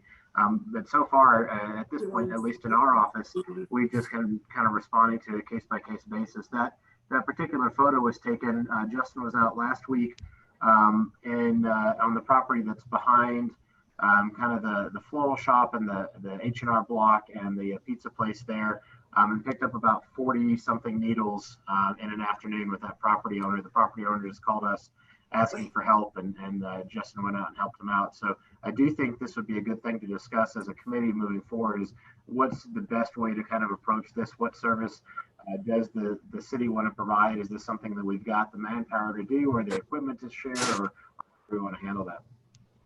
One of the things, Richard, and thank you for being on top of these types of situations, because I think this is very critical to everybody's safety and well-being. This gentleman is purchasing this place. He's actually going to clean it up. It has weeds that actually cover the shed, sort of. So he's going to clean up the whole property and everything. But before he throws that down, those needles need to be remediated, because he doesn't want to put them in a trash can or a trash bag somewhere, and it wouldn't be safe for him to do that. So that's the question. And I think as far as community workers go, I mean, in theory, that's a great idea, but then thinking about the liability that it comes back on the city should one of them get poked or injured, or say they get poked or injured, then it becomes a problem for our community there too. So this is something that we need to look at, how other cities are handling this situation, and maybe try to come up with some policies in this committee level so that we can really have answers when people ask us these types of questions. And I certainly appreciate your staff and Justin for picking up what's in that box, because that's a lot of needles. But the gentleman that called me today said that there were hundreds of needles in this little shed, and it's only like an 8 by 6 little shed. So, I don't know how we would handle it or whatever, but it's certainly something that we do need to have policies on, and so that we know where to turn in the next round. Thank you so much. And I totally agree, and certainly we're willing to do what we can to help. And I'd be interested to hear what Judge Salazar or Chief Jimenez think about what's the best way to deal with this. Thank you all. Councillor Ritchie, you had your hand up. Yes, thank you, Chair. Richard, if you want to reach out to North Central Solid Waste, I know we were at the solid waste, they were getting containers and they were able to dispose of. If you want to verify that with Peter Fuller, the manager, and just verify if I'm correct that North Central was having access for the disposable containers for the needles. Talking about the little red bottles? Yes. Okay, yeah, because we do have a couple that we've gotten some grant funding to put the large red canisters. There's one down in Valdez Park, for instance. There's one going up probably over by the plaza later this year. So we do have some drop sites that allow for biohazard, disposal for folks if they wanted to bring it in, or if they, wanted to dispose of their own needles. But I think, in this case, how do we help property owners remediate this burden that's obviously been placed on them by the community at large? I think that's a tough question to answer. Mr. Chair, this is Javier. City Manager. Yes, Honorable Mr. Chair and members of the committee. We also dealing with the parks. We also deal with the mountain center that's off of Paseo near Sandoval Street. They also provide the hazardous containers that we deal with, and they will take any used syringes, hypodermic needles as well at the Mountain Center. Thank you, Councillor Manny Martinez. Thank you, Chairman. Mr. You mentioned like the containers that are at the park, and how are they working out? Are they being utilized? You know, how often are they checked as far as to be disposed of? So right now they're checked about once a month. Again, this is Javier Martinez, and unfortunately they're being used as trash receptacles. So the majority of the items in there, they get filled pretty quick with you know, day-to-day trash. So that, again, we kind of coordinated with the Mountain Center to help dispose of that, because, you know, once you find hypodermic needles or syringes within the trash, now it becomes biohazard. So now we don't just kind of pick it out. So now the whole receptacle essentially is hazardous. So that's how we're kind of coordinating with the Mountain Center and also other facilities to see how we can dispose of all the trash that's being dumped in there. Just to follow up to that, you know, was there any way to get anything smaller just for needles? You know, we see you walk in a restroom and there's those 1x1 containers just specific for needles, that we can utilize those instead, because I do know the cost of biohazard waste, and it can climb up there, and see what we can do to better utilize and do this. Most definitely, Mr. Chair. Again, this is Javier Martinez, members of the committee. So my understanding in the past, there was a time where there was receptacles set at certain facilities, say the restrooms, and we were having issues where individuals were breaking into them to retrieve needles again. So I mean, it's an ongoing battle, and kind of the best solution is it's never a set in stone as how to deal with all these specific issues, but it's an ongoing thing. So yeah, you're right. I mean, the disposal of biohazard, it can get pretty pricey and expensive. So, but it's an ongoing to try to find a resolution for this. Thank you, City Manager. I appreciate it. Councillors, any other comments or questions regarding planning and land use? Alrighty. Well, I've got something, Justin, just for you, just to follow up on the issues that I have sent to you regarding West Granada and on Fairview as well, up towards the high school. Do we have any updates regarding those two? So on West Granada, I did issue a notice of violation to the property owner. As for the one on Fairview, which it's actually addressed off Calle Milagro, that one I did issue a notice for the overgrown weeds and stuff. As far as the other issue that he had concerns with about people buying drugs there's really nothing that we can do on our end, or as far as him being able to put up a fence, because the person that has all the overgrown weeds, the property owner, they're the ones, they own the property still. So I let him know, Mr. Salazar, to coordinate with his neighbor and see about putting up a fence. Okay, thank you, Mr. Padilla. I appreciate it. Thank you, Planning and Land Use. We appreciate all that you guys do. We will move on to Municipal Court. We have the Honorable Judge Steven Salazar. The floor is yours, sir. Sir, you're still on mute. Thank you, Mr. Chairman. Appreciate all the discussion tonight with uniform traffic ordinance, the needles. Appreciate Richard Hubler's shout out to our community service department. I included the May 2020 stats. Gives you also a snapshot of 2019 and 2018. The stats for May include 88 citations and arrests.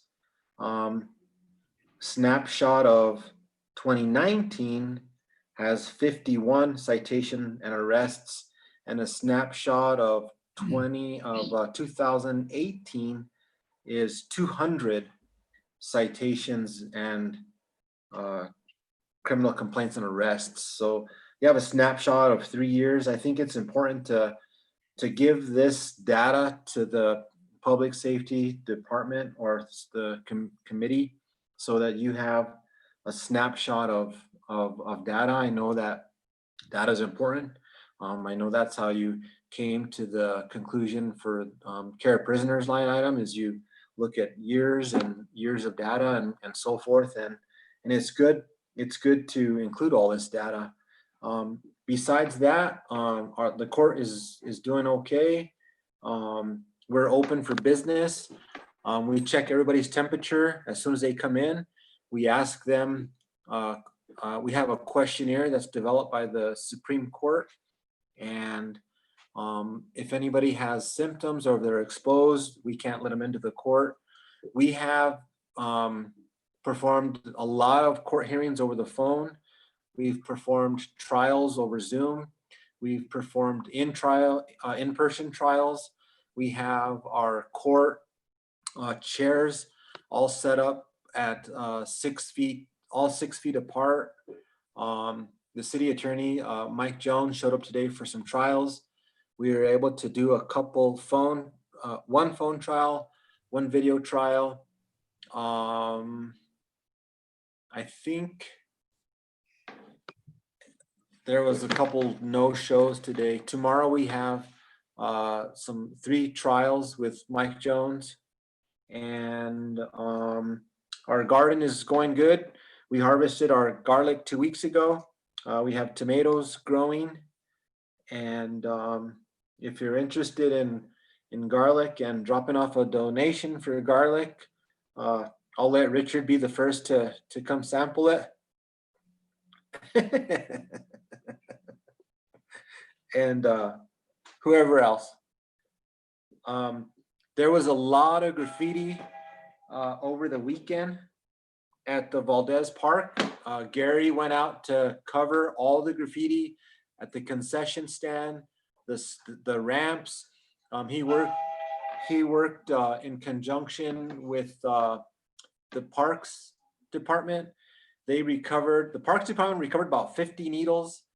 It was reported to me that homeless people are sleeping in the dugouts.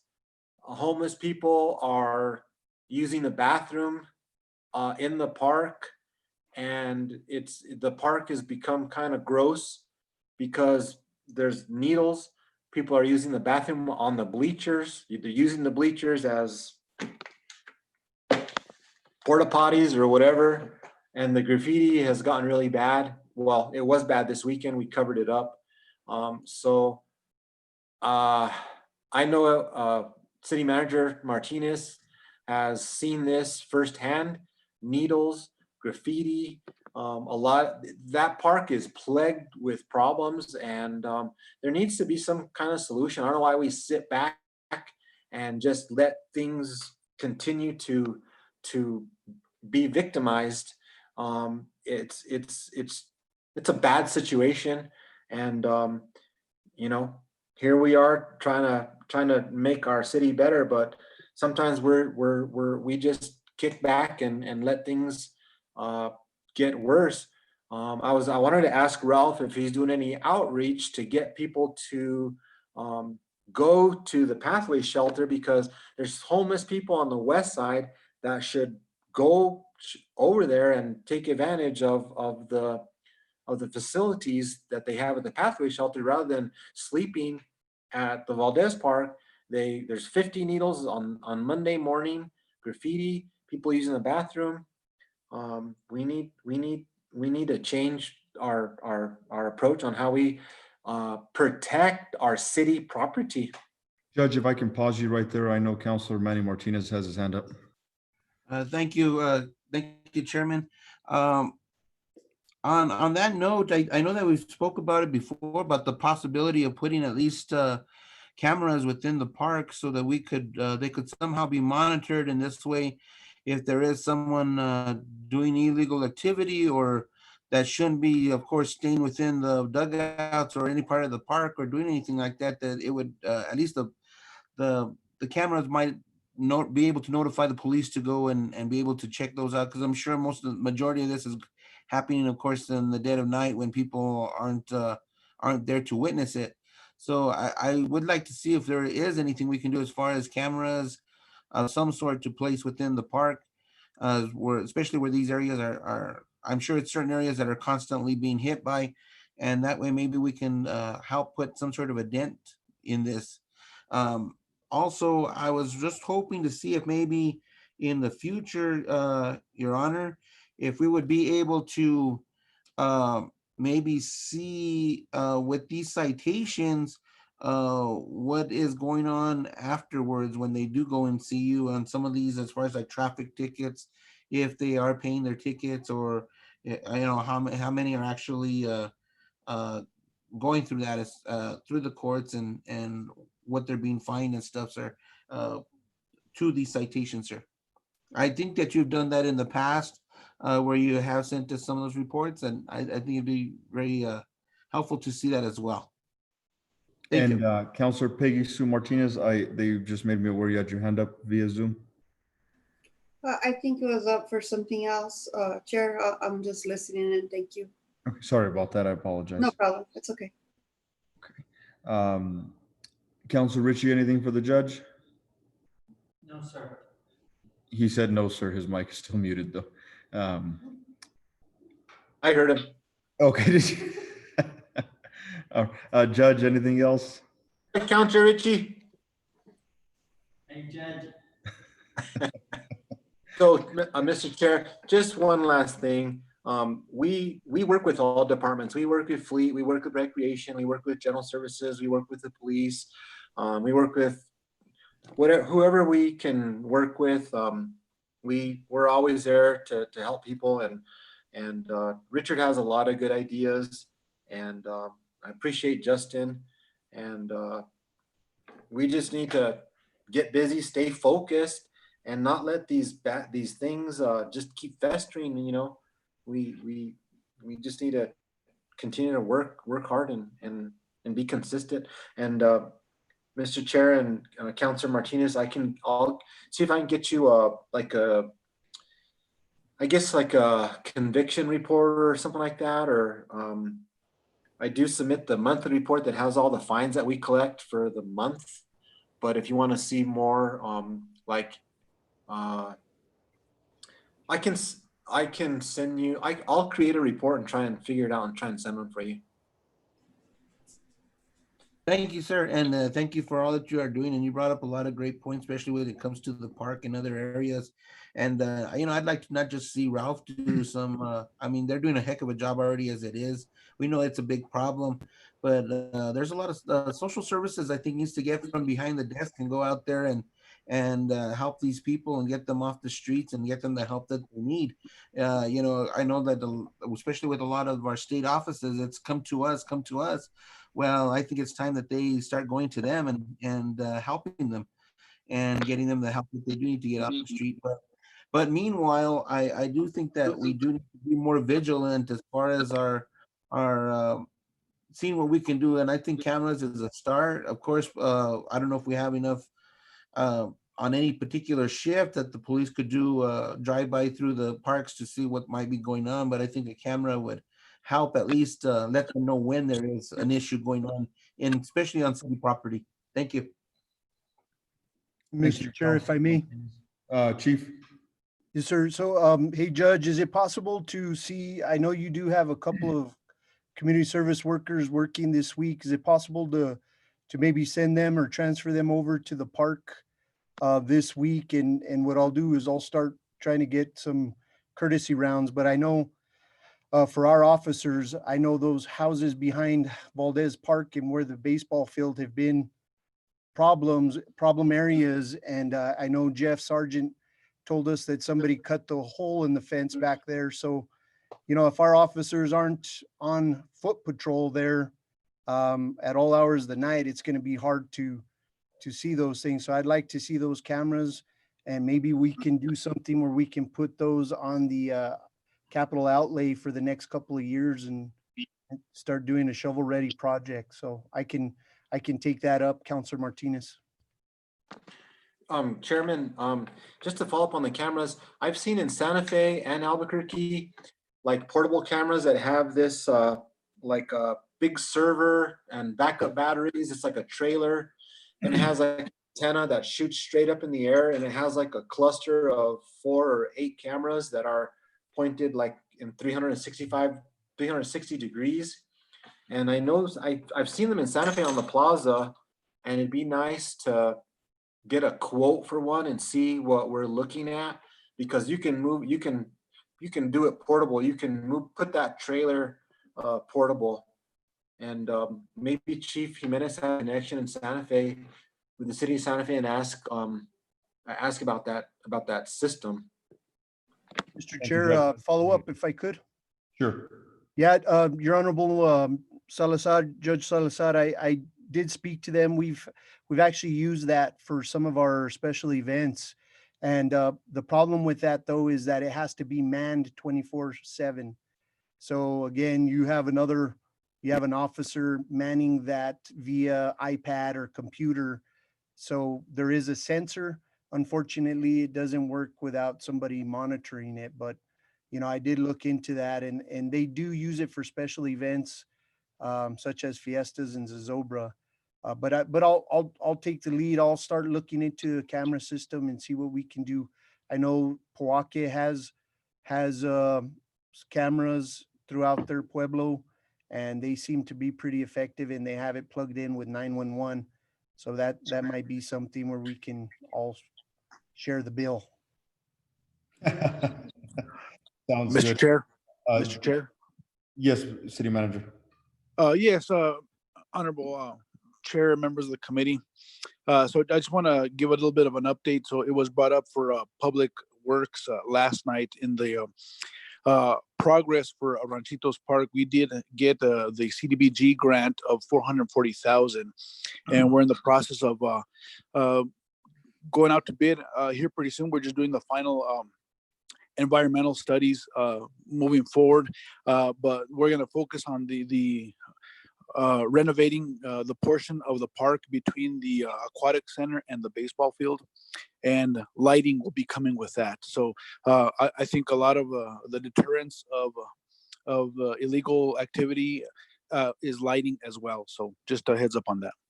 Thank you, City Manager. And I just want to chime in a little bit. I know these things are happening at the Valdez Park, but I think it's happening everywhere. And I wish we could have a camera system throughout the whole city.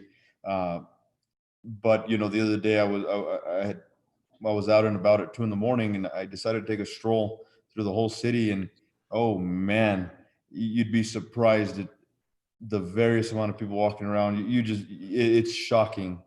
It's quite shocking. And granted, they're just walking, but just a little bit of information. Unfortunately, it's not just at the park. This is the whole city-wide. So I just want to throw that information out there a little bit. Do you have anything else, Honorable Judge? I'll see you at 2 o'clock in the morning.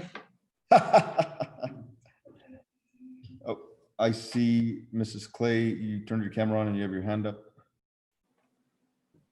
I just wondered, are you saying that that being out at night is inherently criminal? That's not what I said. I said they're just walking around. Oh, well, is that? But I said you'd be surprised. You were walking around. Thank you, Mrs. Clay. All right. I gave you the floor. Thank you. Councillor Manny Martinez.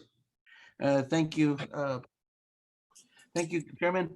I think part of it, City Manager Martinez hit it about lighting.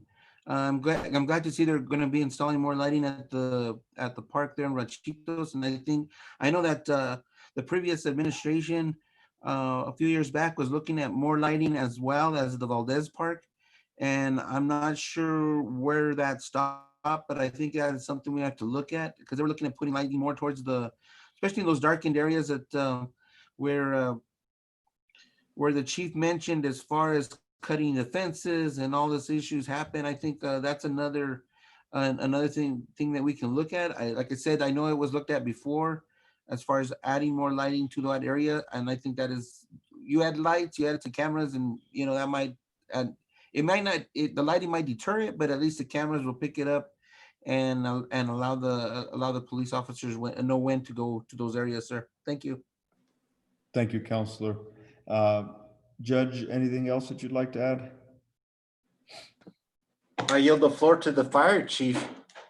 All righty, councilors, anything else for the judge? No, sir.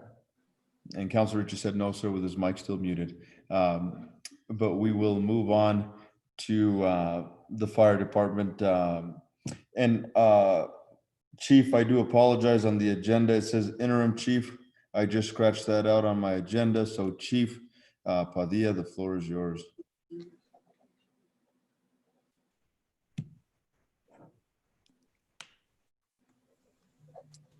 I'm sorry, Mr. Chair, you got cut off there. Okay, the floor is yours, sir. Thank you.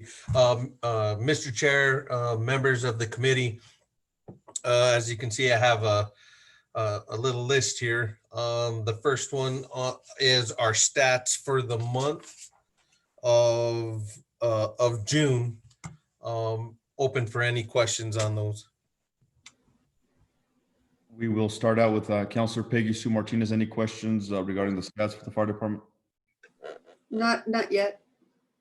Thank you, ma'am. Councilor Richie, anything for the stats regarding the fire department? Not regarding the stats. Thank you, sir. Councilor Manny Martinez, anything regarding the stats? No, sir, not at this time. Thank you. All righty, thank you. Chief, you can continue.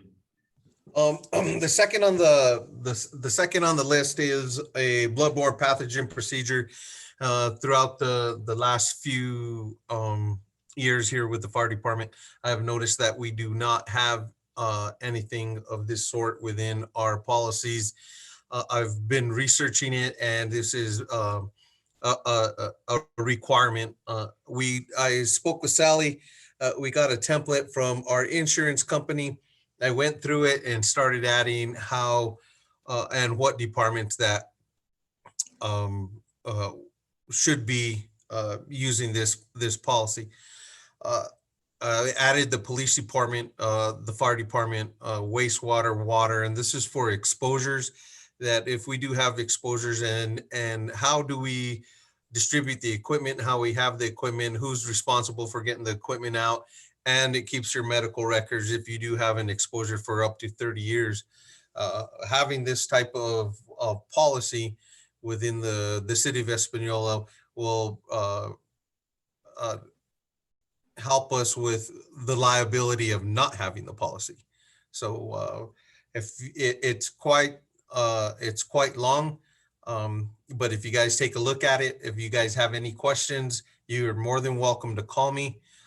And I would like to see if we can push this in or up to have it some type of policy within the city of Espanola. Any questions? Councilor Richie, any questions regarding the blood-borne pathogens initiative that Chief is? Does it need to be through legal for verification and then bring it back to send it to council? This is something that's already existing out there, correct? We do not have an existing policy, no.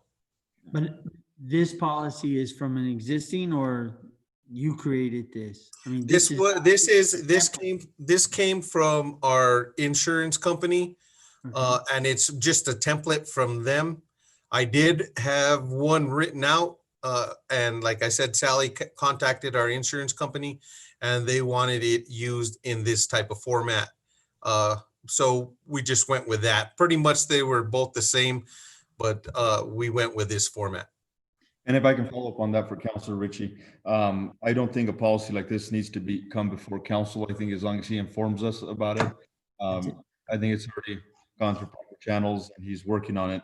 But I don't think we need to vote on this or we need any sort of council action, just as long as, and I've asked him, let's just do it and keep us informed with what's going on. Yes, sir. Chief. Okay, great. And Sorry about that. If I can stop you there, I failed to ask Councilor Manny Martinez if you had any questions regarding the blood-borne pathogens section of your report. No questions. I'm just glad to see that he's on top of this and getting it done. I think this is probably long overdue for for the city to get this put into place. So thank you, Mr. Padilla. Thank you so much for doing that, Chief. Thank you. I appreciate it. Thank you. Next on the honorable chair, members of the committee. Next Hold on on one the second, Chief. Hold on one second. Councilor Sure. Peggy, any questions regarding the blood-borne pathogens? I would just add that I think the departments that are listed are good, but I also think that there's others that deal with day-to-day situations that are on our staff that probably should be thought of. And some that I think of are people that deal with the general public, like the cooks and the staff at the senior center. So possibly those people also. So maybe just have HR go through like a little bit of a breakdown as to who else might be subjected to pathogens in their daily work. Mr. Chair, Councillor Peggy Sue Martinez, there are two subsections in here. There are the sections that exposure determination, and then there's another subsection that for people that do not handle or are in this environment, as in fire, police, wastewater, detention, and the lifeguards, because if they have to do CPR, but they are included in here and we can put them in that subsection. Yes, ma'am. Thank you, Chief. You can continue. Yes, ma'am. Moving on to, I'm going to go ahead and throw number 3 and 5 into the same discussion. First of all, I would like to give Richard Hubler the kudos on this. We've been talking over it and sharing information, but actually he put together the information on basically how this would work out and presented it to me. And I think it's going to work. Looks like it's going to be pretty good for the city of Espanola. We do have we do inspections at this point. We charge $50 for an inspection, but I think we need to. I think we need to move to the next step on how these inspections are being done. So, Richard, you have the floor, sir.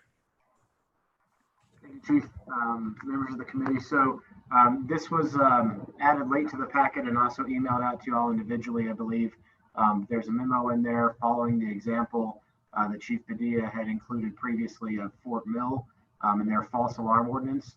The discussions that the chief and I had and the discussions that the deputy chief and I had last year revolved around a couple things. One of them being, of course, the unfair burden that a small number of entities place on kind of this, the ability of the city to respond as a whole. Certain businesses may have frequent alarms where the fire department's rolling out in full force, effectively to another kind of cry wolf situation. So something like these false alarm fees allow us to help stress to that, business that it's more cost effective for them to fix an alarm that's faulty than it is to keep having the fire department come out at no cost at all to them, but obviously a huge potential cost to the city, not only in man hours and materials and time, but also obviously in the ability to respond to, other incidents at the same time. So that's on the false alarm or the nuisance alarm kind of side.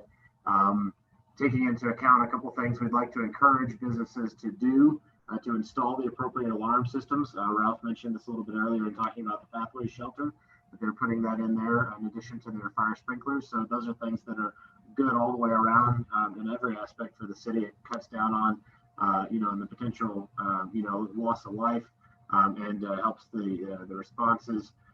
So new alarm systems would have some break-in time effectively so that, while they worked out any kind of the kinks or whatever, that we would not charge them for any false alarm calls.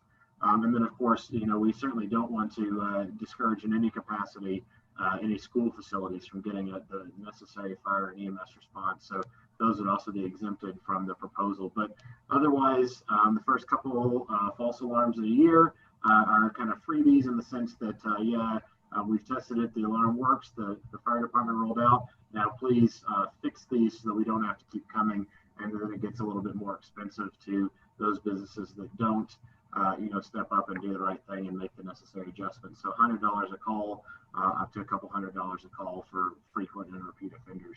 And again, the idea in this is not to try and make money or penalize any particular businesses. It's just to try and encourage them. That right now, as I mentioned, it's no cost to them, no matter how many times the fire department comes out. If in this case they're looking at $300, $400, $500 of false alarm calls, maybe that $300, $400, $500 would be better spent paying a contractor to fix their alarm. So that's the nuisance fee. On the inspection side, as you guys will recall, last summer we instituted a flat $50 inspection fee.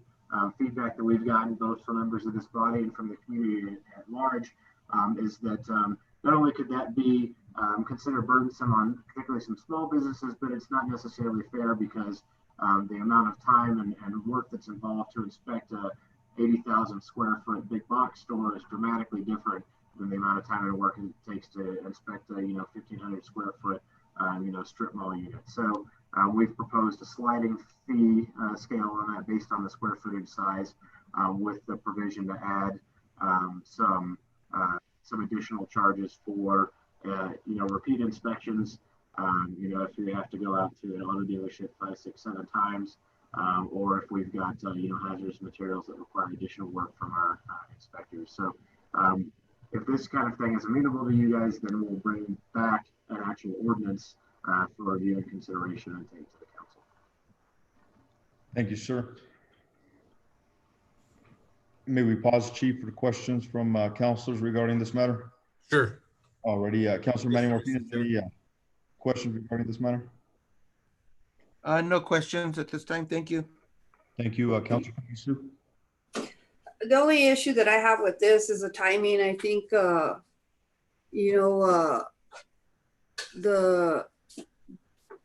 policy has to be reviewed and made into ordinance if that's what's going to happen.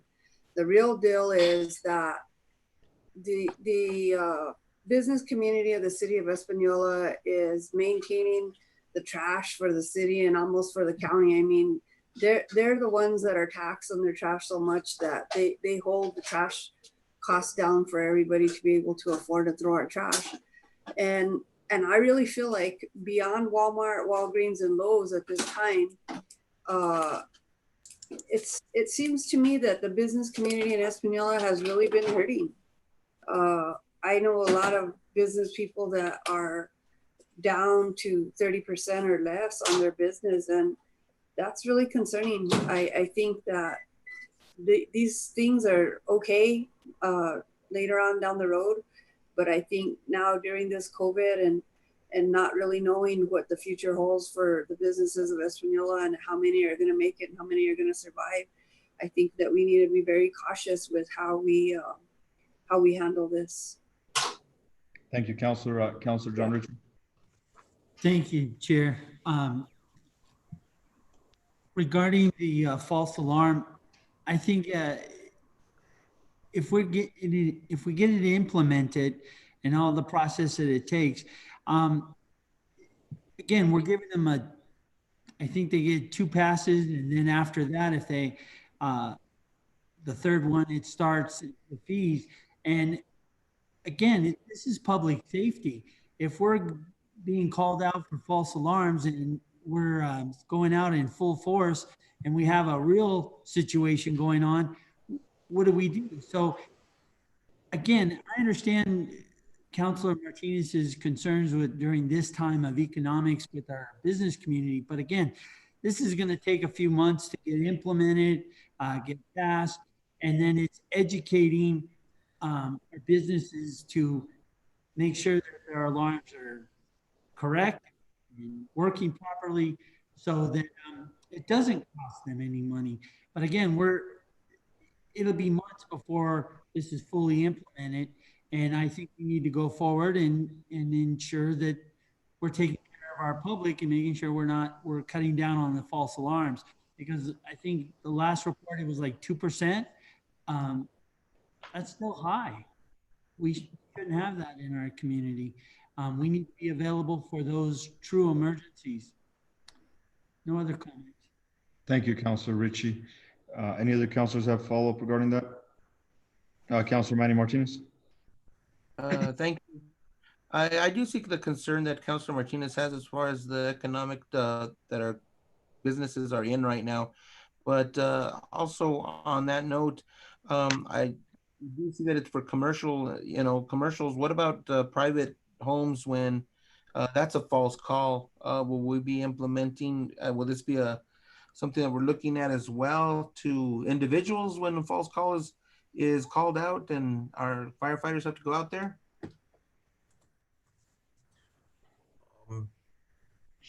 Mr. Chair, members of the committee, Councillor Manny Martinez, we want to implement this in the private sector if it becomes a problem of we're going out 5, 6, 7 times, then it's an alarm issue. What we have ran into with the fire department is we'll go out 5, 6 times to a business, or we have and they do have residents that have alarm calls, and we say that you need to get your alarm fixed, and it's a problem with, it says it's running a trouble code with a smoke detector, and they don't get it fixed. So we got to do something to where they fix it and protect the public, or if it's private, they protect their home. Also with the inspection fees, there has been, and Richard, jump in here if you need to, been where the fire department goes out, we do the inspection, we give them the allotted amount of time to fix correct the violations, and then when we do go out, the violations aren't corrected. So then we go back, we give them another 5 days, 10 days to come to fix the violation. Again, they don't fix the violation. Then we go back out a third time. And this happens several times. So there's been times where they've gone out to inspections 4 times. So you're allowed an inspection for your $50, and then you're allowed a free follow-up inspection to make sure that it's corrected. And then if they don't meet that criteria, we've still been going out and not charging them for their inspection. So that puts a damper on the inspection division. And what I mean by inspection division is that we have Chief Tafoya going out, Deputy Chief Tafoya doing these inspections because he's working 8 to 5. And then they're trying to put other inspections on the lieutenants or other guys that are certified to do so that are on duty. So trying to get to those inspections while they're on duty is kind of tough. So we're trying our best to meet the criteria for the public, but sometimes it goes a little far on how many times we go to that inspection. And I'll just add a couple points to what was brought up. So the stats presented earlier this month indicate that of the total calls, 5.62% of them were false alarm or false calls. And most communities, when they look, at least initially, to implement some kind of way to mitigate these high percentages of false alarms, do address the commercial sector first. And that's predominantly because commercial properties are much more likely to have alarm systems, particularly fire alarm systems, that are routed either by a call maintainer or routed to the fire department. We do have certainly some home alarm systems in the community, but a lot smaller number in general. So the vast majority of the false alarm calls that any community gets, including ours, tend to come from those commercial businesses. And so that's why we had proposed to do that originally. But if it's your will that we include the residential in here, we can certainly do that. And, Chief and I can put that into the final proposal that comes back as an ordinance. Excuse me, Mr. Chair and councilors. Also, too, that there will be an appeal process for unique circumstances. So somebody can, when we put the policy together, somebody can appeal saying, hey, this is what happened. And then we'll take a look at that and see how we're going to proceed. Thank you, Chief. Councillor Manny Martinez. Councillor. I just wanted to thank you guys. That clarified a lot of stuff up for me. Thank you. Thank you, guys.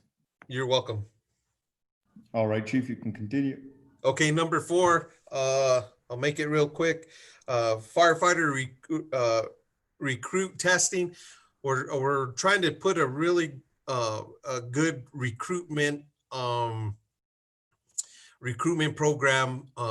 We're going to try to get a flyer out this week on the city website as well through the union website to start trying to bring these firefighters into the city of Espanola.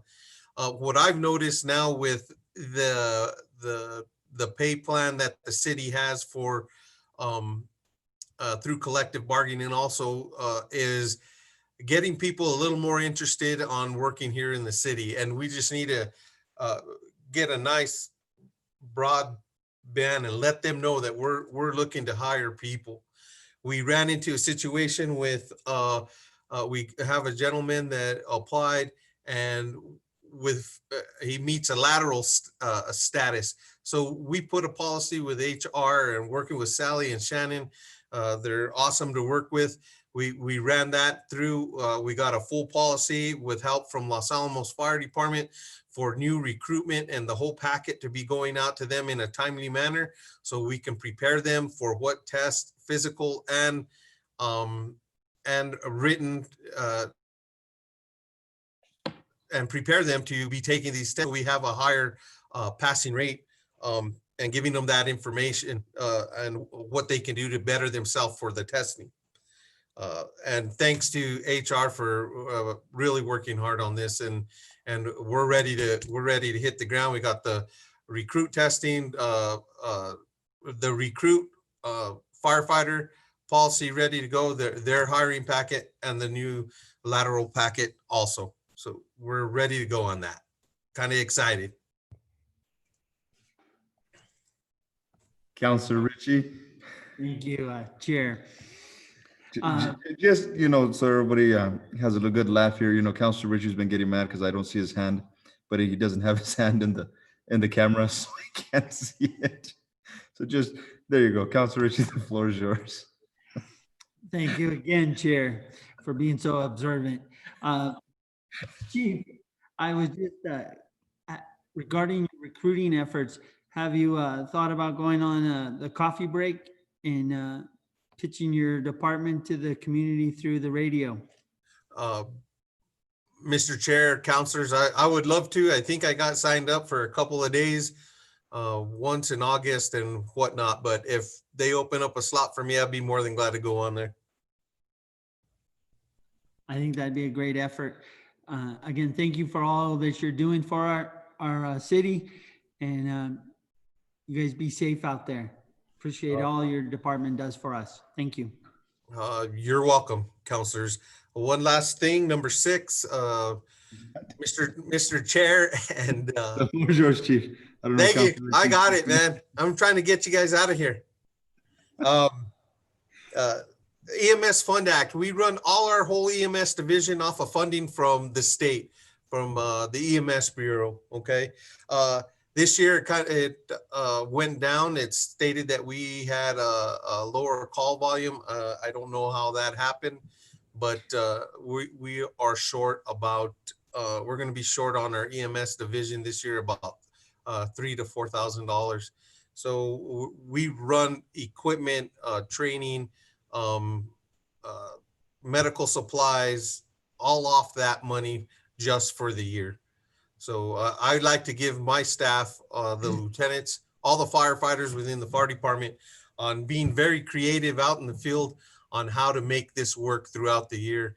It's all about them. It's about what they have, how hard they're working to provide the service that the professional service that they provide to the city of Espanola and the surrounding areas. I'm just so honored to represent them and represent the fire department, because they're the ones that make this fire department work. That's all I have to say tonight. And if anybody has any questions, sorry. I do, and I know you spoke a little bit about the, Jesus, getting late and it skipped my mind, physicals and so forth. And I know you said it's all within your budget, et cetera. My question would be if we can restrict that certain line item so there's no bars, no anything that come out of that, so we make sure that we have that funding available. And just speak to Jessica. And again, just make sure this is restricted funding just for physicals so we stay in the clear. Correct. And Mr. Chair, members of the committee, that is another thing that goes along with the blood-borne pathogens. That is an absolute must for these firefighters that are in the field. The annual physicals that meet NFPA and OSHA is a absolute must for these gentlemen. Just real quick, out of Farmington, they have their annual physicals. A gentleman went to his annual physical.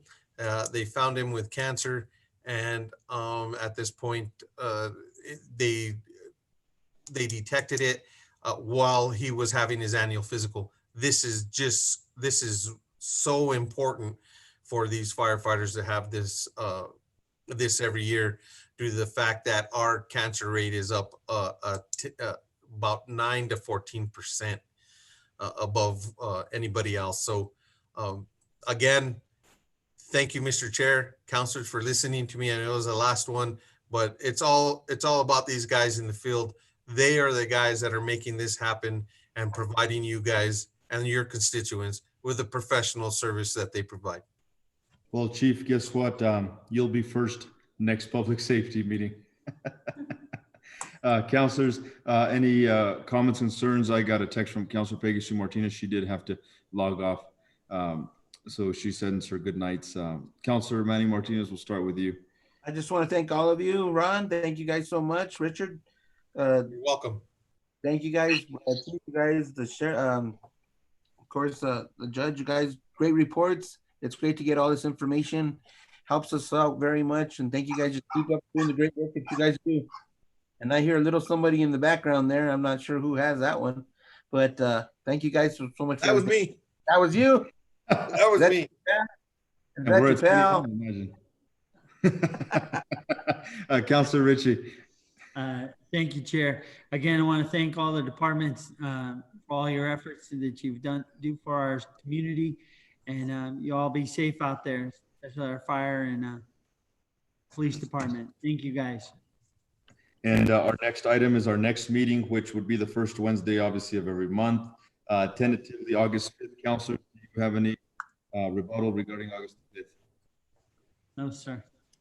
Councillor Martinez? No, sir. Nothing on my end. All right, nothing here. So we will schedule our next public safety meeting for August the 5th. Thank you all. Have a good night and God bless you. Have a good night, Mr. Chair, members of the committee. Good night. Do I have a motion to adjourn? Motion to adjourn. Second. All righty, and we can have one final roll call vote, please, for this motion. Councillor Manuel J. Martinez. For the motion. Martinez. She's out Councillor John Ritchie. for the motion. And Committee Chair Justin Salazar. For the motion. Good night, everybody. Good night. Not everyone.